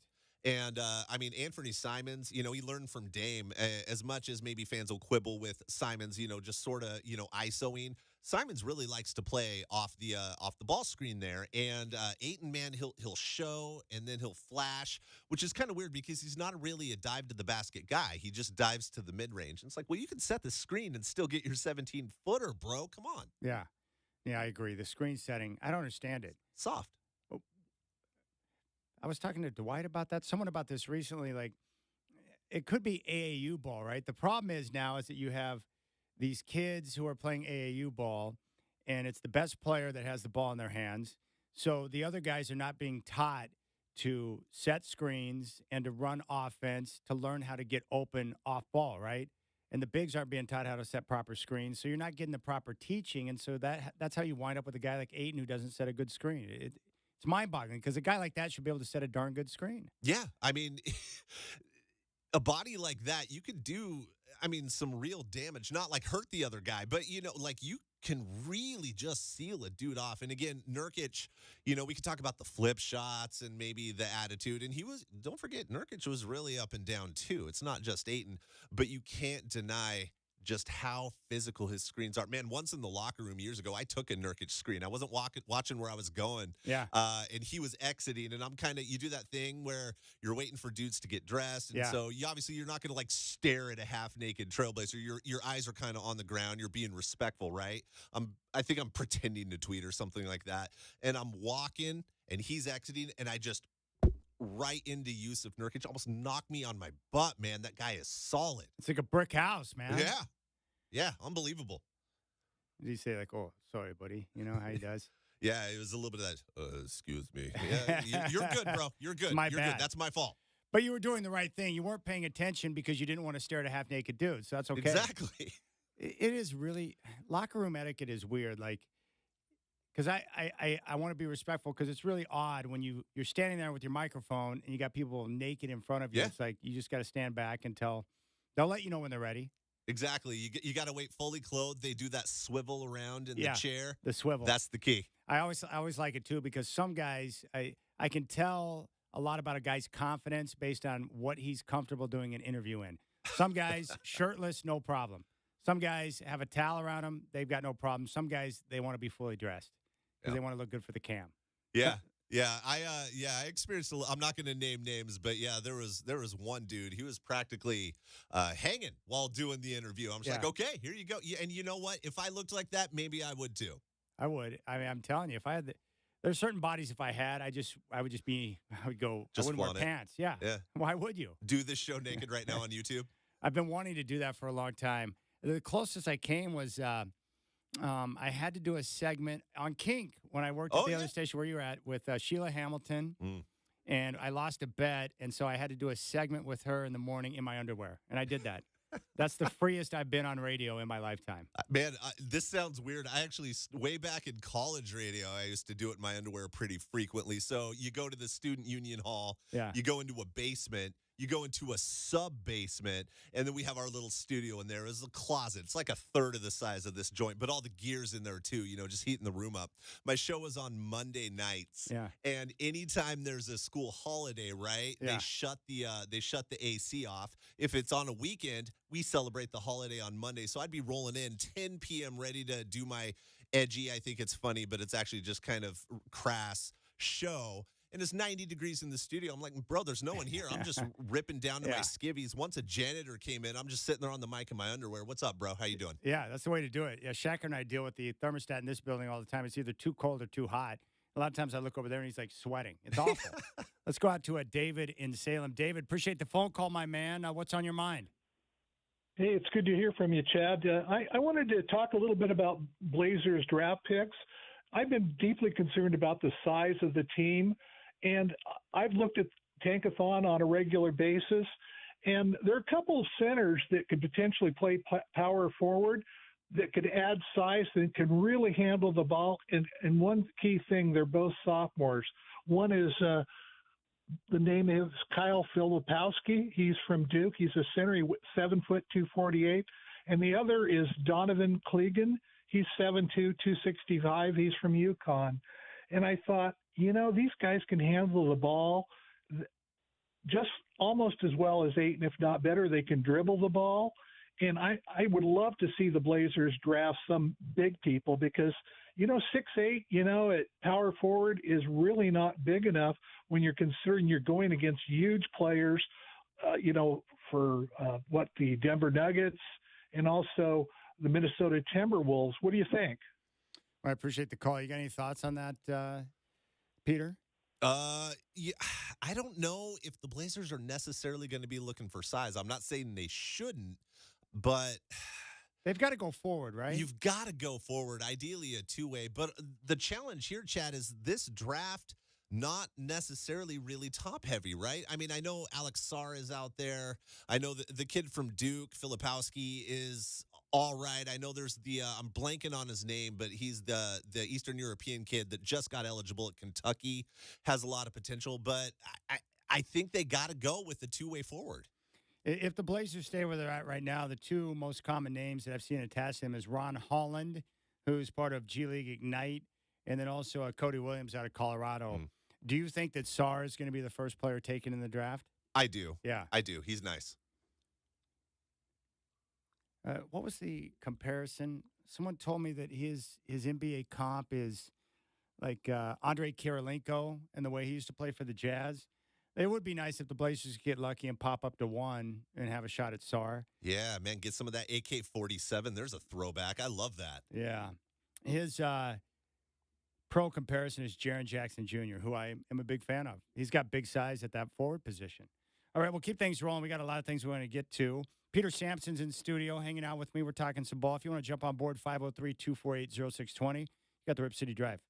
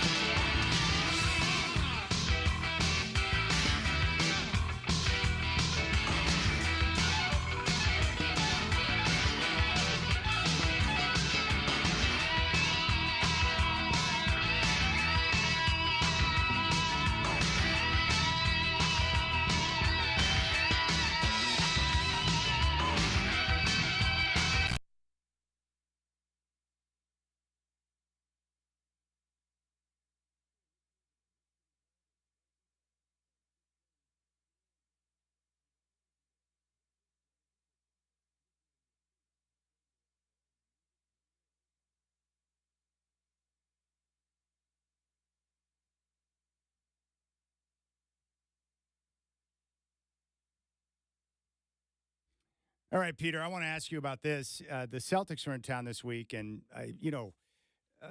sometimes you know a team's good, and then you see them with your own eyes, and it's like, oh, my gosh. Like, Jason Tatum and Jaylen Brown are big and strong and really dominant. And that night, they had 34 assists and only 3 turnovers. It's only the third time this year where a team has had 30 or more assists with 3 or fewer turnovers, which is a sick number. And I love what Chauncey said after the game. He goes, they never get tired of doing the right thing. And he's right. They just continue to run their offense, move the ball, and they were sharing it. And you brought up a good point about Jason Tatum. He hasn't always been a guy to fit into that ball movement, team-tight concept that we see right now. So what's going on there with Tatum? Yeah, I mean, if you've followed me around the AM dial, you know I've been harsh on Tatum sometimes. Look, incredible player, world-class player, but I think he developed some bad habits. He's gotten out of them for the most part, but you can force him back into this. Bad shots, bad decision-making, especially in crunch time. It came out a little bit in that finals a couple years ago. And I told you, I remember chatting with you, I said the worst thing that ever happened to him was when he trained with Kobe back in the day. Because I think he enveloped, remember Kobe's famous phrase, if you want the ball, go get the rebound, right? I think Tatum sort of enveloped that. And you could watch a Boston game. It's crunch time, and you can go, he's not passing it here. And, whoever it is, they're playing the Sixers or whatever in the playoffs, triple team Tatum. They do. Terrible fadeaway, game over. Boston's done. He's gotten away from that to a degree. I think Joe Mazzulla's done a good job. Ime Udoka did a good job with him getting him out of that. It helps that they have a phenomenal team around him. But I think in the playoffs, in crunch time, maybe whether it's, matching up with the Bucks, say they somehow get past that, say they're facing up against Denver, you can force him into bad shots and get away from, say, Porzingis, Jaylen Brown, Drew Holiday, the like 4 bench guys they have that can just cash threes nonstop. How do you think Milwaukee will match up with Boston if they meet up in the Eastern Conference Finals? Ooh. I mean, Drew Holiday, I hate to say it, Damian Lillard, man, that's my guy. But Drew Holiday, we know what he can do against Damian Lillard in the playoffs. Exactly. I mean, Giannis can always show up. I think the Celtics are just too good a team. I think that Boston has shown that they have, Milwaukee's shown that they have some problems. They're working through them. They're playing a lot better recently under Doc than maybe they did when they first made that coaching move. I like Boston out of the East. It was such a joy to watch them last week. I mean, the only downside was it was the Blazers that they were punking. But if you're a fan of team basketball, that was a great game. And then a guy like Sam Hauser can come off the bench and just rain threes. Jeez. They got great balance, and that was without, the 2 key guys like you mentioned. Porzingis appears to be a good fit for what they do. That's a darn good basketball team. Yeah, exactly, because everyone has their role. Everyone knows their role. And, again, if you want to force them into playing ISO, well, they can do that. They have Jaylen Brown and Jason Tatum. They can play that style, or they can just swing it around. They can work it inside with Porzingis. Even old man Al Horford can get a couple if he needs to inside. I like them out of the East, Chad. All right, I want you to hear this. Chauncey Billups last night, I asked him about how he works with Scoot in situations like we've seen in the back-to-back games where, he didn't shoot well against Atlanta. He struggled a bit last night against New York, and here's what Billups had to say. You got to change it up sometimes. Sometimes you right after the game, you talk to him. Sometimes you text him late at night. Sometimes you watch the next morning. You watch it, after the emotion has gone down. Scoot is, he's so competitive, He's so competitive. You can see him out there, in games. If a guy scores on him or if he turns it over, like he's really hard on himself. So I got to I change up how I address, Scoot. And this is not only when he's struggling, this is when he's playing well too. As we're learning each other, I've learned, and I kind of got to mix it up on him. That's cool, man. I like that. He's got to mix it up on Scoot and come at him from different angles. And from everything I've heard about Scoot's receptive to all sorts of coaching and insight as he continues his process of development. Yeah, I love Scoot's attitude. It makes sense, especially with a young guy. And Scoot, he's real happy-go-lucky. He's positive. He's always smiling. But he's also really hard on himself. He cares. And that's something that you want and what you hope is going to be your franchise point guard, right? But when someone sort of internalizes all that stuff and gets real down on themselves because of a fourth quarter turnover, sometimes you need the soft hand. Sometimes you got to be firm. I love the idea of Billups sort of mixing and matching. And I think Chauncey can really relate to him too. I mean, Chauncey, 3rd overall pick, struggled out of the gate for a few years. I do think that, maybe you can talk about certain things with Billups coaching, but when it comes to maybe managing a guy like Scoot, I think he's the guy for the job. Yeah, I agree with that. I really do like Chauncey Billups. And, I think with the way that the team has responded, continue to play hard, I think the Blazers will continue to move forward with him into next year. And really, I've always looked at it like this. Like with where the Blazers are at, it wouldn't make sense right now to go out and try to change coaches with what they're going through. I don't see what they would benefit by doing that, because how many great coaches are going to want to come in and take over this team in the situation it's in right now? And I mean, to be fair to Chauncey, he hasn't really had a full season to work with a full roster to show what he can do. Yeah, without a doubt. I mean, the last 2 years were a wash. This was the year where it's like, all right, it's your guys, it's your roster. And again, Shaedon Sharpe, Malcolm Brogdon. I mean, everyone's been injured. Simons in the first game, was out for 6-7 weeks. So you can't necessarily hold it against him. I wouldn't mind seeing maybe a different offensive-minded assistant. I like Rodgers as the defensive assistant. Yeah. But when you're just talking, you hit it right on the head, Chad. They're playing hard. They have 19 wins in mid-March, and they're still going all out. That's all you can ask for in a season like this. I know. Peter Sampson is here. He's going to be kind enough to hang out for another segment. We're going to dig into the backcourt with Shaedon Sharpe, Scoot Henderson, and Anthony Simons. And then we'll turn our attention to what the offseason plan is. That's coming up next on the Rip City Drive. Peter Sampson in studio hanging out. Hope you're enjoying the sunshine on a Friday. You've got 620 Rip City Radio.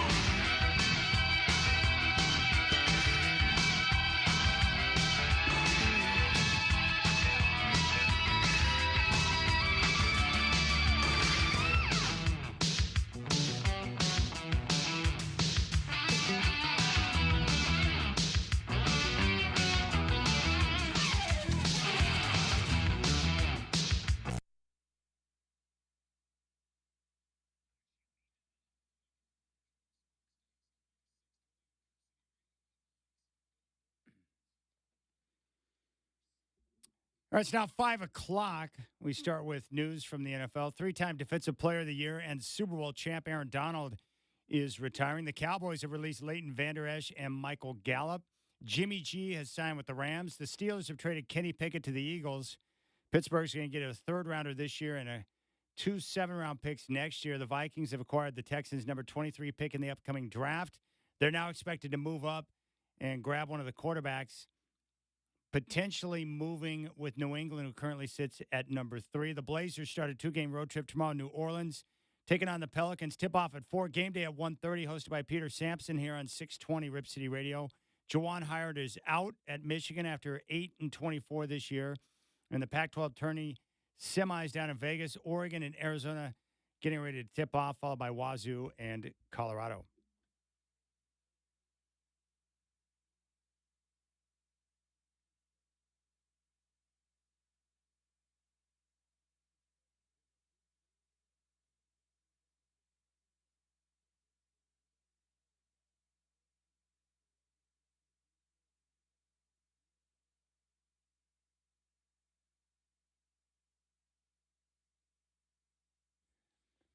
All right, Rip City Drive, Peter Sampson hanging out. Dwight is on vacation.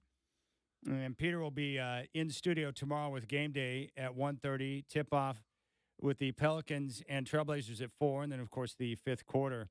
All right, so the Trailblazers have some issues that they've got to sort through, and obviously it's the logjam in the backcourt because they got Scoot Henderson, who they just drafted in this past draft. 2 years ago, they grabbed Shaden Sharp, who unfortunately has been out after the core surgery and is missing valuable time on the floor. And then they've got Anthony Simons, who is probably their best player right now. So the question is, I'm assuming you would agree with everyone else that they can't keep all three of those guys together forever, right? Yeah, without a doubt, no. Yeah, because they're all three starters, and you got to make room for two of the three. So my question is, how much longer can they afford to keep all three guys on roster? Can they do it another full year before they make a decision on which two of the three they're going to keep? If you had asked me before the season started, I would say they're going to make a move this summer. But based on a couple things, the injuries, Scoot's dealt with a couple things. Shaden, obviously, as you mentioned, the surgery, as well as maybe Scoot's struggles coming out of the gate. I think they want one more year to take a look, which is fair. I mean, Henderson hasn't gotten a lot of time specifically with Shaden Sharp. That's what you want to see, right? Is you want to see Shaden Sharp and Scoot Henderson starting in the backcourt or at least playing significant minutes in the backcourt. How do these guys look? Can they alternate off the ball? Does the offense stagnate? Now, I really doubt that's going to happen because even if Scoot has a terrible 3 for 12 night, the offense still just flows better with him out there. But you just want to be sure before you make a huge decision like moving off of Anthony Simons. Do you think Ant and Scoot could survive long-term in the backcourt together? No. I just don't. I mean, if Shaden Sharp didn't exist and he wasn't on the roster, you go, well, I could talk myself into this. But again, you've got two guys that need the ball in their hands, right? And I know Chauncey Billups post-game multiple times this season, he's talked about, look, you're going to be seeing more of them together. We want to teach them both to be able to get a little bit better at playing off the ball, right? Now, of course, then Scoot has the adductor injury at All-Star Weekend, and you don't get to see a ton of that. But I think no matter what, Shaden Sharp is the guy. I think if you're the Blazers, you go, we've got something here. And I look at this, and I know maybe some people will think I'm a crazy homer. I'm not, I promise. But when I look at Shaden Sharp, I see truly like Paul George potential. Like he is that good and that athletic, and it's just that smooth. So then the real question is, who's the other guy, right? Is it going to be Scoot Henderson? Is he going to take that next step to where all of a sudden you have maybe the best young backcourt in the league? Or is it going to be Anthony Simons, who's a really, really good player? He's your leading scorer. He can get hot from three. I mean, you can sort of maybe pick at some of the things he does. Maybe he's a little bit of a ball stopper sometimes. Other times things move well. But you can't, Chad, just move off of a 23-point-per-game scorer just because you believe in a guy that hasn't proven it yet. Yeah, that's the part that scares me. My biggest concern with Scoot coming out of the G League was the shooting percentage. 26% from downtown? Like, I know you can improve as a shooter. I just don't know how much. So that concerns me. The the shooting percentage. My reason for optimism with Scoot is his work ethic and his age. He's only 20 years old. If you had to take a guess, will the front office go with the two guys they drafted? Do you think it's likely that we'll see Scoot and Shaden long term and eventually they'll move off of Ant? Yeah, without a doubt. I think we're going to see one more year of the three of them. Next year, sorry, Blazers fan, don't expect many wins next year. It's going to be one more year of this. They're going to evaluate, hopefully stay healthy. And unless something crazy happens, which it could, Ant could reach another gear. Maybe Shaden Sharp and Scoot Henderson, they don't maybe click like Joe Cronin and Chauncey Billups are expecting. But I think maybe the year after, that's when you go, okay, we're going to fully commit to these guys. And, Chad, I think an understated aspect of this that, if you had a chance to talk to the team, they'd deny it, but you got to chill. You got to choose the guy that you drafted, right? Otherwise, you look really, really bad if you move off a lottery pick in 2 years, especially one with that much potential talent. That's why I think it's going to be Scoot and Shaden because usually front offices, if they take a guy at number 3, they're not going to move off him. They stick with their guys. Olshey did that. I expect these guys to do that. Almost every other GM would be the same way unless you clearly know that you just missed. But they don't want to admit that they missed, right? The problem is with Scoot is we don't have enough data yet. We don't know. Yeah, I don't think they missed. I mean, the jump shot, Chad, was my big concern as well, watching with the G League, and you just go, I don't know about this. It's gotten better, his form. Yeah, that's what I'm going to say is it looks so much better from the outside. And you don't need this guy to be Kyle Korver out there. He doesn't need to cash it at 44%. If he can just get to 35, 36, just enough that you got to respect it so he can blow by. That's all you need out of Scoot. I think he gets there. All right, so the other question would be then other pieces on the roster. I mean, obviously I expect Malcolm Brogdon will be moved this summer. That's almost a certainty. Do you expect anyone else on the roster to be candidates to be moved out this summer? No, but I think there is a bigger chance than a lot of people sort of recognize that Jeremy Grant could be moved. You look at that contract and you go, no one's going to take that with 4 more years left. But again, with the salary cap jumping up, that becomes a lot more palatable of a deal. And then you go, okay, well, instead of taking 18% of the cap, I'm just randomly picking numbers here, but instead of 18%, he's taking 12.5% of the cap, 20 points a game. He could be our third option. He'll score 16 for us at 12% of the cap. Let's do it. So I think there's a chance that Jeremy Grant can move, even though I wouldn't expect it. I think you're right on the money. Malcolm Brogdon, I would even go as far as to say, look for that to happen on draft day. This is the last year where teams that are over that second apron with the salary cap can move those picks. Going forward, they're going to be frozen. So if you're, say, the Warriors or one of those teams that's spending like crazy, you can't make a move. So look for a lot of activity. Look for Malcolm Brogdon to be one of those guys moved. So what would you want to look for if you're the Trailblazers? The forward? Is that what you're trying to eye? If not in the draft, then maybe look to the market and maybe what you can get done in a trade? Yeah, I think that's what you got to do. You need that. You need a legit 4. And with all due respect to Jeremy Grant, who's a great player, he's a tweener, right? I mean, he's a little bit I consider him a 3, but he plays the 4. Yeah, exactly. But he doesn't rebound like a 4. Right.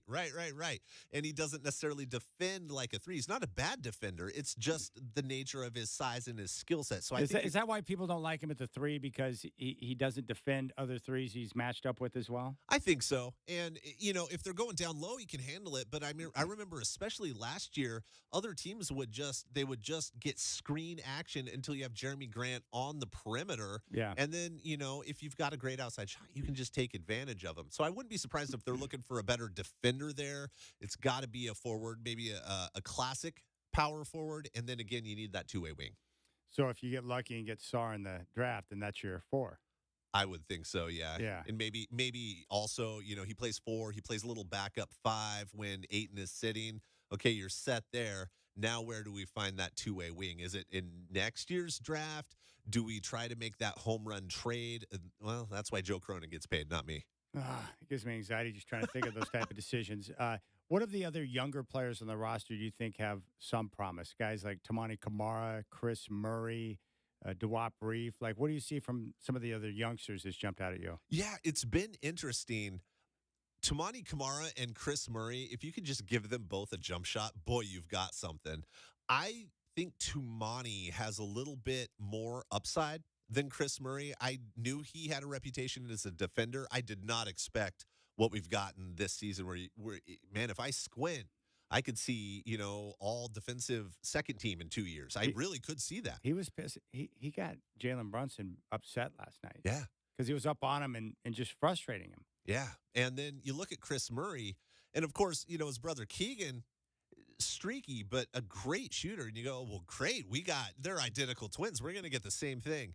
His shot is broken. It looked better last night. He hit a couple. That's really good for his confidence because he's in his head right now too. You can see it in warm-ups. If you get there early, Chad, and just go up above and just watch him shoot, he's lost all his confidence in his shot. But what I love about Chris is he does everything else. Whether it's rebounding, it's defending, it's just running the basic tenets of the offensive system. Not all young guys do that consistently. Yeah, Chris smart. Murray gives that to you. I like him. You're right. He does a lot of things well, but the most important thing he needs to do is make shots, and he hasn't been able to do that with consistency yet. But you're right. Like, even the rebounding, and he's not afraid to go down low and battle for those boards because they've had to have a team rebounding effort recently because Ayton's been out of the lineup, and he's been able to provide that. I do think the time is valuable, and heck, the value signing on Duop Reef, he's a fine player, a nice rotation guy. I like pick and pop centers, but he's a nice piece coming off the bench. Yeah, and he's a great story too, isn't Yeah. he? I mean, 27-year-old rookie. You look at his journey to the NBA. Great. I mean, do I expect much more out of him? No, but I mean, just the fact that he's able to stick, he got that contract, is really, really cool. I want to ask you, Chad, what do you think about Ryan Rupert in the long term? He's tantalizing because of his defense and his length. He's got the freaky long arms. He's showcasing, his shot's not too bad. I think they may have found a diamond in the rough there. Similar to Tamani Kamara, I think he's got potential. Yeah, I think they had a really good draft last year where you take the two high upside guys, Rupert and Scoot, and then you take Murray, who maybe doesn't have the upside, but I think he's got a really high floor. He's a guy that just can, I mean, obviously you can plug and play. He started the last 8 games. Well, wasn't it Rupert last week that I think it was Billups who said that no one works harder than that guy? Yeah. He pinpointed Rupert as the hardest worker on the team. That I heard that. I was like, what? Yeah, it's a little, I mean, considering he's a rookie that barely gets any time on the court, that's a great sign. Yeah.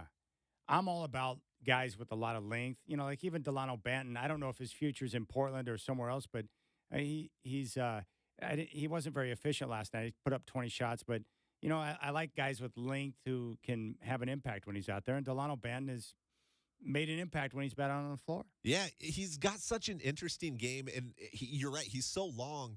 Most of those guys are 2-3s. It's kind of interesting to see a guy with his length that's a true shooting guard. And he's such a counter to Ant and Scoot where, he kind of shuffles and puts his head down and gets to the rim.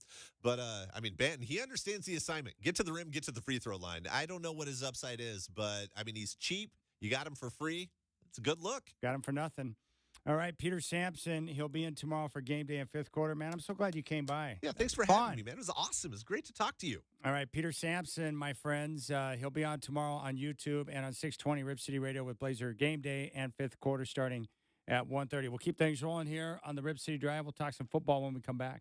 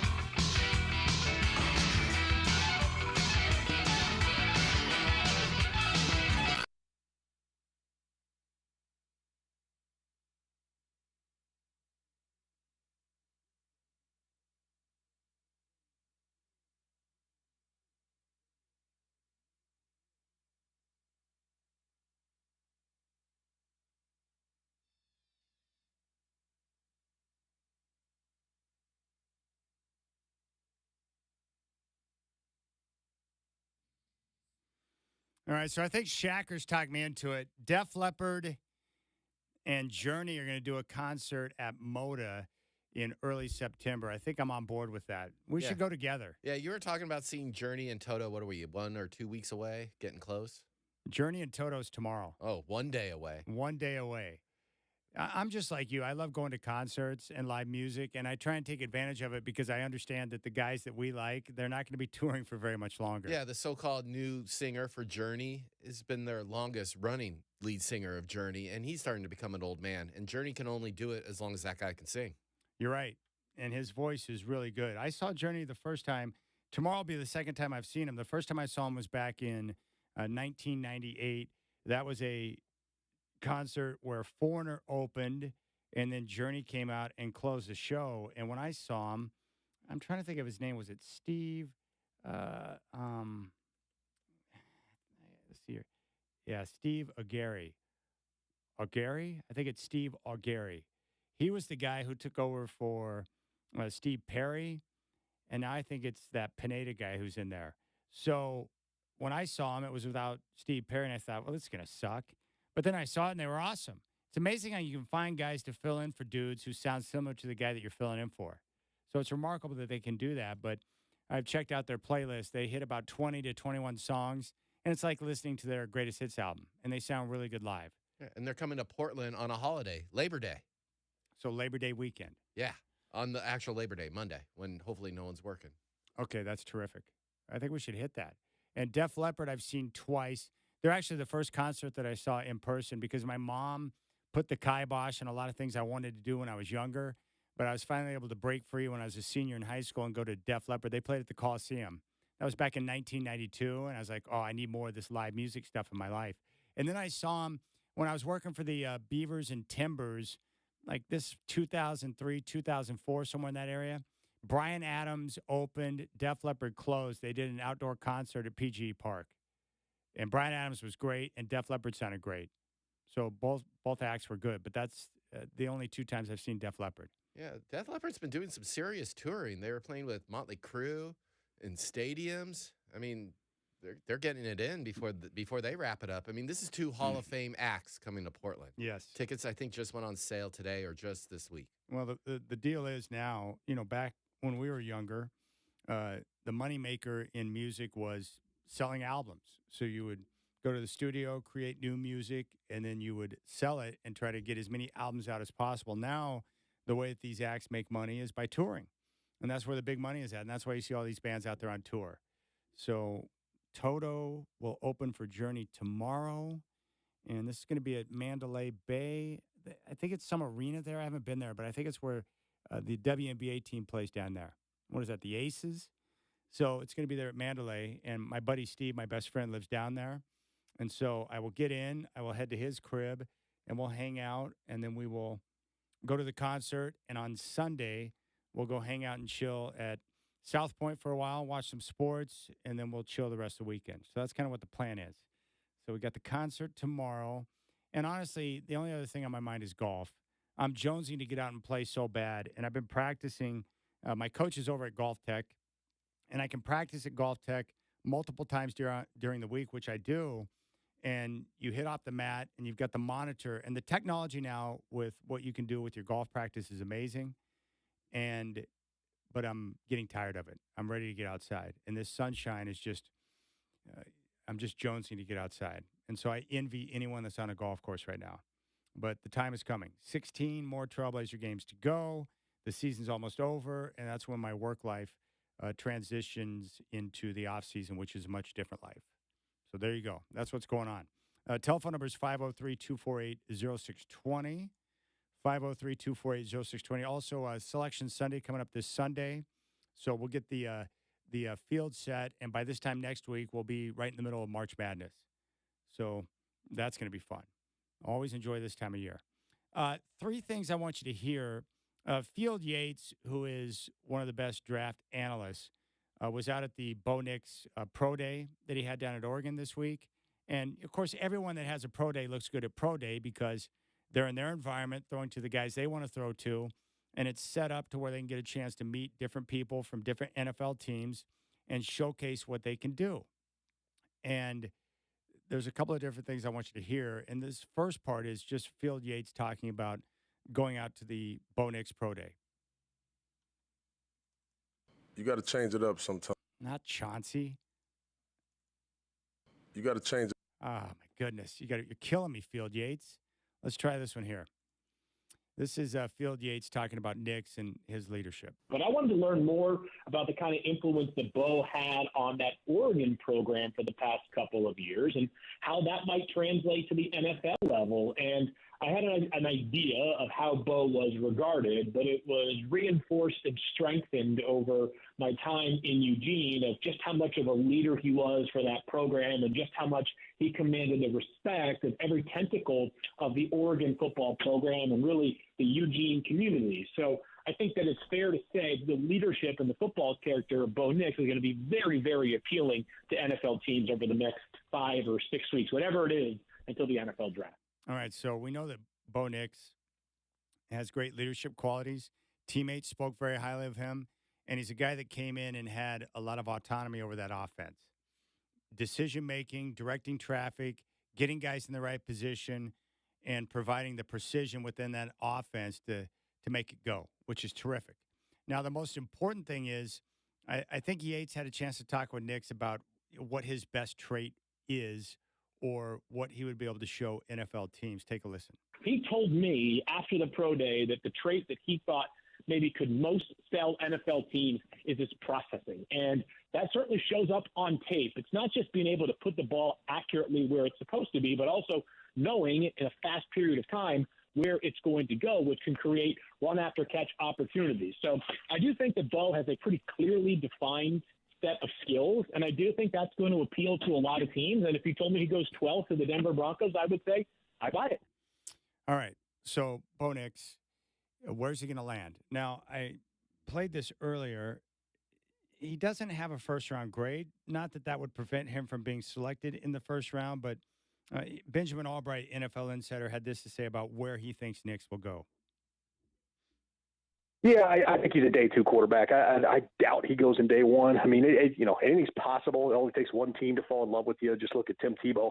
That guy wasn't going to go on day 1 with anybody, and then he convinced Josh McDaniels to take him. So all it takes is one. But, look, I think there's 4 guys that are going in the first round. I think they're all going top 6. And then I don't think there's anybody else going in the first round. I think Nix, Penix, and Rattler are pretty much the day 2 guys. And then day 3, you're probably looking at, the Michael Pratts and the Sam Hartmans of the world, those kind of guys. All right. So if Sean Payton truly believes that Bo Nix is that franchise guy that he can develop into the quarterback he wants, then take him. Grab him and then start the process of development. The good thing is they have Davis Webb, who played quarterback at Cal. He's their quarterback coach. The Broncos are now in a much better position than they have been in recent years because they got a good brain trust on the coaching staff with Sean Payton, with Davis Webb. They got the right people in place to be able to coach and develop. And I want Bo Nix to go to a team, whether it be Denver, wherever he lands, I want him to go to a place where he's got a chance to develop, where you've got people in place that know what the heck they're doing, and you're not just going to thrust him out on the field without the proper coaching and development and expect him to produce. And the great thing about Bo Nix is that certain skill sets that he has match up with what Sean Payton wants to do. That is a timing offense where the ball needs to come out on time, on target, and set guys up like Yates was talking about for yards after the catch. And Bo Nix is smart. Bo Nix can process. And now it's just a matter of getting up to the level where he doesn't hold on to the football too long and is able to work through those progressions quickly on an NFL level. Remember, the most important thing to NFL guys or coaches or scouts is processing, number one, and then delivering the football on time and on target. Accuracy it's crucial. And without it, you're going to have a hard time succeeding. The question is, at his best, what is Bo Nix ceiling? How good can he be? That's the question. Now, when it comes to the draft, the quarterbacking, it's not an exact science. And I saw these numbers today.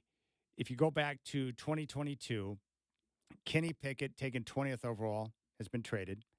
Desmond Ridder, 74th overall, traded. Malik Willis, 86th overall. He's backing up for the Titans.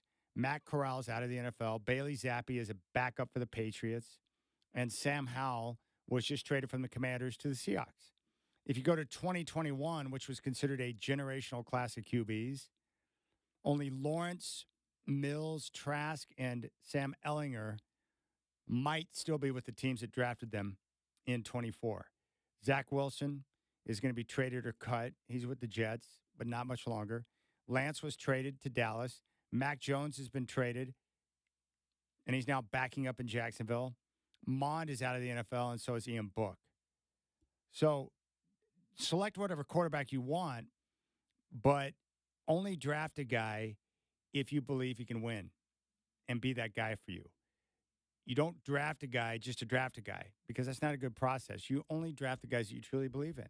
So if Sean Payton thinks that, Bo Nix is the guy, that take him. But if you don't take a chance on it. So right now, based on the latest reporting, what it looks like is going to happen in the NFL, 4 quarterbacks are going to go in the top 6. The Bears are going to draft Caleb Williams, and they should because he's clearly the best quarterback in the class. And I think after Caleb, it's a big drop-off. The Commanders have Cliff Kingsbury as their offensive coordinator, so you're going to want someone to come in and run the air raid. That would be Jaden Daniels. The Vikings collected a pick from the Texans today in a trade, so they now have 2 first-round picks. They're sitting at number 11, and they've got the Texans' number 23 pick in the first round. They're now expected to move up, and the speculation is they're going to move up in a deal with New England and put themselves in a position to take Drake May. And then the other team, the Giants, who are sitting at 6, apparently are looking at quarterback. And they'll take whoever the Vikings don't take when they trade up. And that'll be J.J. McCarthy or Drake May. And then after that, the question is, which of the other teams, like Denver, possibly the Raiders, will someone take a reach on a guy in the first round? Whether it be Bo Nix, Michael Penix, or Spencer Rattler, or whoever. Who is that going to be? And if you take one of those guys in the first round, can they develop and turn out to be one of those guys? And that's the dicey proposition. In other news that I find wildly fascinating, the Steelers traded Kenny Pickett to the Eagles for a 3rd-round pick today. And, of course, shortly after Russ signed or had agreed to sign with the Steelers for 1 year and $1.2 million, with the Broncos paying him another $38. There was this whole talk about Russ being in a quarterback competition with Kenny Pickett. But I thought this as soon as Russ made the signing. If they truly believed in Kenny Pickett, they wouldn't be adding Russell Wilson because you don't want to bring in that star power when you have a young quarterback that you supposedly believe in. What that means is they don't believe in him. Now, according to reports, the Steelers made the move because of the way Pickett was poorly handling the arrival of Russ, according to sources. That came on the heels of Pickett's behavior last season when he refused to dress as the emergency 3rd quarterback in Seattle during Week 17, when they had Mason Rudolph on the field. And according to Ian Rappaport today, the Steelers gave indications to Russ that he would be the starter. And obviously, Kenny Pickett wasn't down with that, and now they moved him out to Philadelphia, and he'll back up Jalen Hurts. But it's a great situation for the Steelers. They don't have a backup quarterback right now, but they're paying nothing for a quarterback, $1.2 million. So they got plenty of resources to continue to pump into their defense and their playmakers. And now they got an offensive coordinator, Arthur Smith, who knows Russ, and Russ knows him, and they can make that offense work. And it's a great opportunity for Russ. It's his last chance to prove himself with a very good organization and have a rebirth. If not, this will be the last opportunity he gets, to start in the NFL. 2 seasons combined, the Steelers quarterbacks the last 2 years, 25 touchdown passes total. Last year, Russ threw 26 in Denver. So just keep in mind, just because a team's saying something or leaking information, they're going to do one thing, it doesn't mean anything. They're going to leak out what they want you to know as they continue to go about their business trying to make decisions. The Steelers flat out put out false information. They went from, we believe in Kenny Pickett, to we're bringing in Russ. Then it was all about the quarterback competition between Pickett and Russ, and now Pickett's in Philadelphia. So you can't believe a word that's said right now. I mean, smoke everywhere. It's everywhere. But it makes sense for New England if they trade out of that spot, because what I'm hearing in New England is that their roster stinks, and they need talent everywhere. And if they're sitting there at number 3, and they don't like any of the quarterbacks that are available enough to take them at 3, then trade out of that spot and collect more ammunition from the Minnesota Vikings and continue to add to your roster. And for the Vikings, if they like Drake May or J.J. McCarthy, don't sit there at number 11 and wait to see and hope that someone winds up there. Go out there and get the guy you want. And I think the move they made today to collect that number 23 pick indicates what they're going to do. They're going to combine picks and move up and grab a quarterback. And then the question is, which of these guys will hit? Caleb Williams, I'm certain, will hit and be a stud. After that, I don't know. Jaden Daniels would be my number 2, but I do have concerns about his frame size. But I love his accuracy. He could throw the deep ball. He showed great playmaking ability at both Arizona State and LSU, and I like him. So I want to see him succeed. Drake May, I'm concerned about his loopy delivery. I'm concerned about J.J. McCarthy just because I haven't seen enough from him. But obviously the scouts love him because of the pro offense that he came out of at Michigan and his processing ability. So, and then the rest of the guys. I like Bo Nix a lot. I just don't know how good he's going to be in the NFL. But I wouldn't mind seeing him in Denver and, the opportunity for him to work with, a football mind like Sean Payton. So there you go. That's the latest. A lot of crazy stuff going down. Aaron Donald's a stud. He's walking away with his health and a championship and one of the best defensive players at his position in the history of the NFL. Hall of Famer. Always tough to say goodbye to a guy like that. So there you go. That's the latest. Jimmy G with the Rams.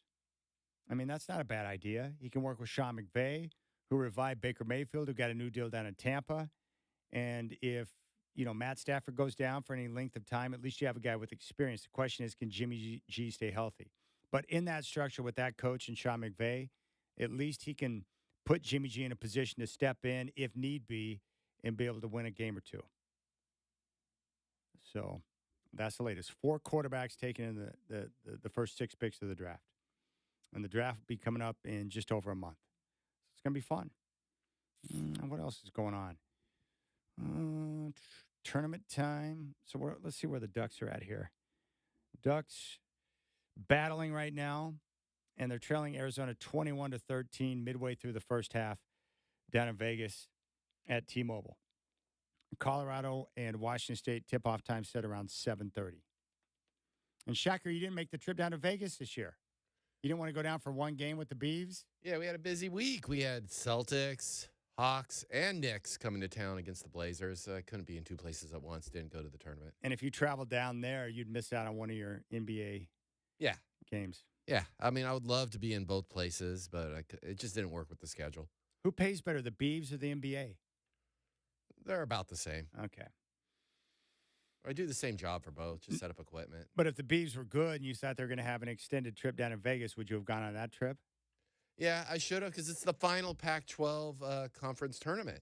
I mean, maybe I should have gone to that because it's sad to see that go away. Yeah. I miss it already. Wonder what tournament you'll be in next year. Have the Beavers figured out their basketball situation for next year? Yeah, WCC. Where's that? Is that the Orleans?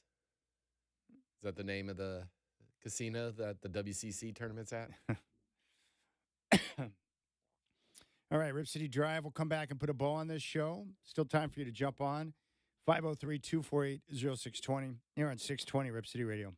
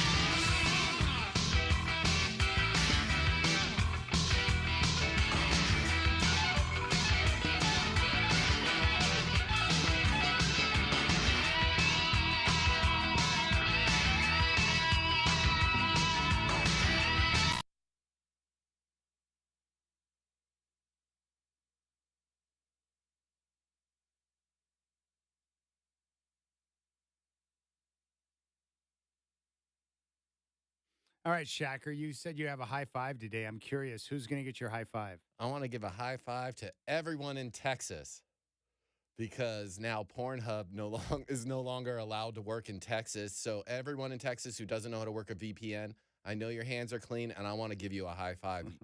So all 30 million people in Texas, high five.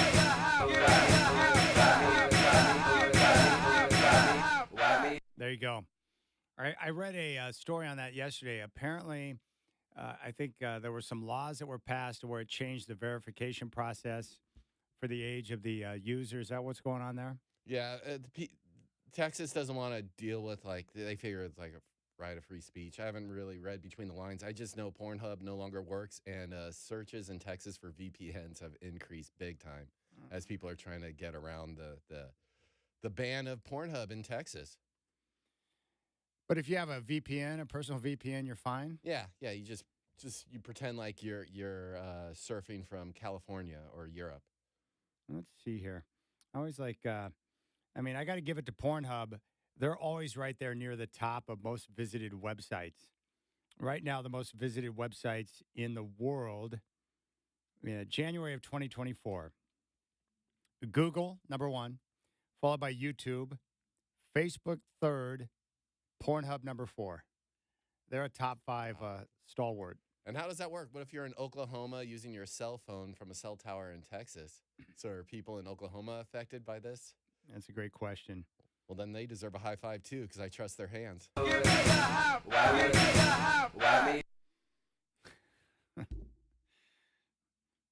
People love porn. They love their porn. The website usage. I've always thought that, like, if you really want to know what a person's all about, just get their hard drive. That'll tell you everything you know about the person. People spend time on sites that they care most about. Like, if they examine my computer, they'd be like, dude, you're on YouTube a little too much. Might want to slow down there, Big Daddy. If you borrow someone's computer or phone and they don't do private searching, you just type in one letter, you know right away. Hey, how do you do private searching? Just a setting. Settings of private. So that way, if you search things, it doesn't keep track. Doesn't keep track of what you're searching. But if you have a hold of someone's computer, whatever letter you type in first, I'm going to fill in the website, right? Yeah. That's great. That's why I always thought it was funny, too, like during the COVID time when people were working from home, they'd be doing these YouTube videos or whatever, and you could see what was up on their computer. Oh, you've been active, I see. Nice. Oh, goodness. Trying to think of any high fives. Well, yeah, I'd like to give one to the Seattle Seahawks, Shacker. I like their move to go out and get Sam Howell from the Commanders. I mean, decent value in the player because I think Howell's got some untapped potential. And it gives the Hawks another option. You know, if Gino were to get hurt, they got an adequate guy that can come in and play and be a playmaker and help them win games. Not bad. Not bad at all. Let's see. What else was I going to say? Chauncey Billups, I like what he said about, Scoot. I know a lot of you don't like Chauncey. You're frustrated with Chauncey or whatever, but I like this here. You got to mix it up with Scoot. You got to change it up sometimes. Sometimes you right after the game, you talk to him. Sometimes you text him late at night. Sometimes you watch the next morning. You watch it, after the emotion is going down. Scoot is he's so competitive, He's so competitive. You can see him out there, in games. If a guy scores on him or if he turns it over, like he's really hard on himself. So I got to I change up how I address, Scoot. And this is not only when he's struggling, this is when he's playing well too, As we're learning each other, I've learned and I kind of got to mix it up on him. Yeah, I like that. Yeah, I think Chauncey, he's got the guy's ears. But I like the way he's working with Scoot. Scoot really struggled the last couple of nights, didn't look good. But he continues to push him, and Scoot's receptive to that, which is nice. Also, I put out a link. Fox 12 Oregon did a great profile piece on Travis Demers. My man, Nick Krupke. So they got a new piece out on Travis. I didn't know what was going on, but they were filming Trav during the course of the game last night. And that's what they were doing it for, was this piece.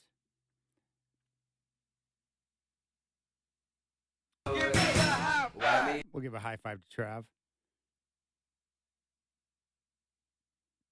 quote, when the introductions happen and I hear Mark Mason's voice, I just get this excitement that, all right, it's game time. It's ready to go. I still get butterflies. There's nothing I'd rather be doing. Travis Demers, the play-by-play voice of the Portland Trail Blazers. Quote, to literally get to do what I wanted to do since I was 12 years old every night, every single night, I just look around and say, I get to do this. It's literally my dream job. And the piece says here, according to Nick, he said the reality gets better by the game. Quote, I looked around and I wondered for a while if I belonged, and this is the first year that I don't have that. People have asked me about, if there's a conflict, and the way that I put that is, you don't always marry your first love, right? Your first girlfriend is not who you end up with, and that's kind of what the Knicks are to me. They're a team that I grew up watching, but I've been in Oregon for 20 years. That's right. He was calling a game against the Knicks, and that's who he grew up rooting for. Let's see here. Started covering high school sports in Astoria. Yeah, Travis moved out. He literally moved out from New York to the Northwest so he could take a job covering high school sports. He says it was one of the many words of wisdom from the late, great Bill Schonely, the Schons. He was the original voice of the Blazers and always sticks in Demers' mind. He said to me, don't try to be me. Don't try to be Brian Wheeler. Don't try to be anyone. Just be you. I've never forgotten that. He also told me not to complain so much about the officials, which anytime that I do, I hear his voice in the back of my head. Quote, to be able to be on the microphone during those games inside that building, Madison Square Garden, for someone like me who grew up in New York, that building is just so incredibly special, alive, and electric. It really is a dream come true. And that was O'Keefe who was filling in. Were you working with O'Keefe last night? Was that the filling guy for the Knicks? Yeah, he was the filling guy. He was friends with Nick Krupke. I think they used to work together. Pat O'Keefe. That's who you worked with last night. Yeah, the normal Knicks guy. I think something's wrong with his vocal cords, so he was doing a practice broadcast with a vocal coach yesterday. So back in New York. Shacker does he works on site at Moda for all of the visiting radio teams. So do you just help them get set up? Do you run the commercials, or is that No, from I back just at set the up the station? equipment so they can just show up, call the game, and then take off when the game's over. Usually catch a plane to go to the next city or go back home. And most of the guys you meet that work for the other teams are pretty cool, right? Yeah, they're all pretty cool. I mean, to be like at the Travis Demers level of broadcasting, you have to be a good person. You have to be nice to everyone that you interact with. And I could say that probably for anyone who does sports play by play, they're a good person. They're almost guaranteed to be nice because that's why they're in that position. One of my favorites was I can't remember his name now, but the Bucks play-by-play guy. I was sitting next to you, and he was next to me. He was nice. Yeah. Well, you always find some way to relate to these play-by-play guys. It's like you have some connection to all of them. I noticed that when you talk to them. Oh, yeah, this O'Keefe guy, according to Nick, he was a good friend at Channel 2 in Billings, Montana. That's crazy. Billings, Montana to call in a game for the Knicks. Nice work. Good little piece on Trav. Nice work, Trav. He literally is doing his dream job. All right, that's going to do it for us. Thank you to Michael Shacker, to all of you for listening, and to Peter Sampson for jumping in. I'll be out tomorrow, but Peter will have a game day starting at 1:30. Tip-off with the Pelicans at 4.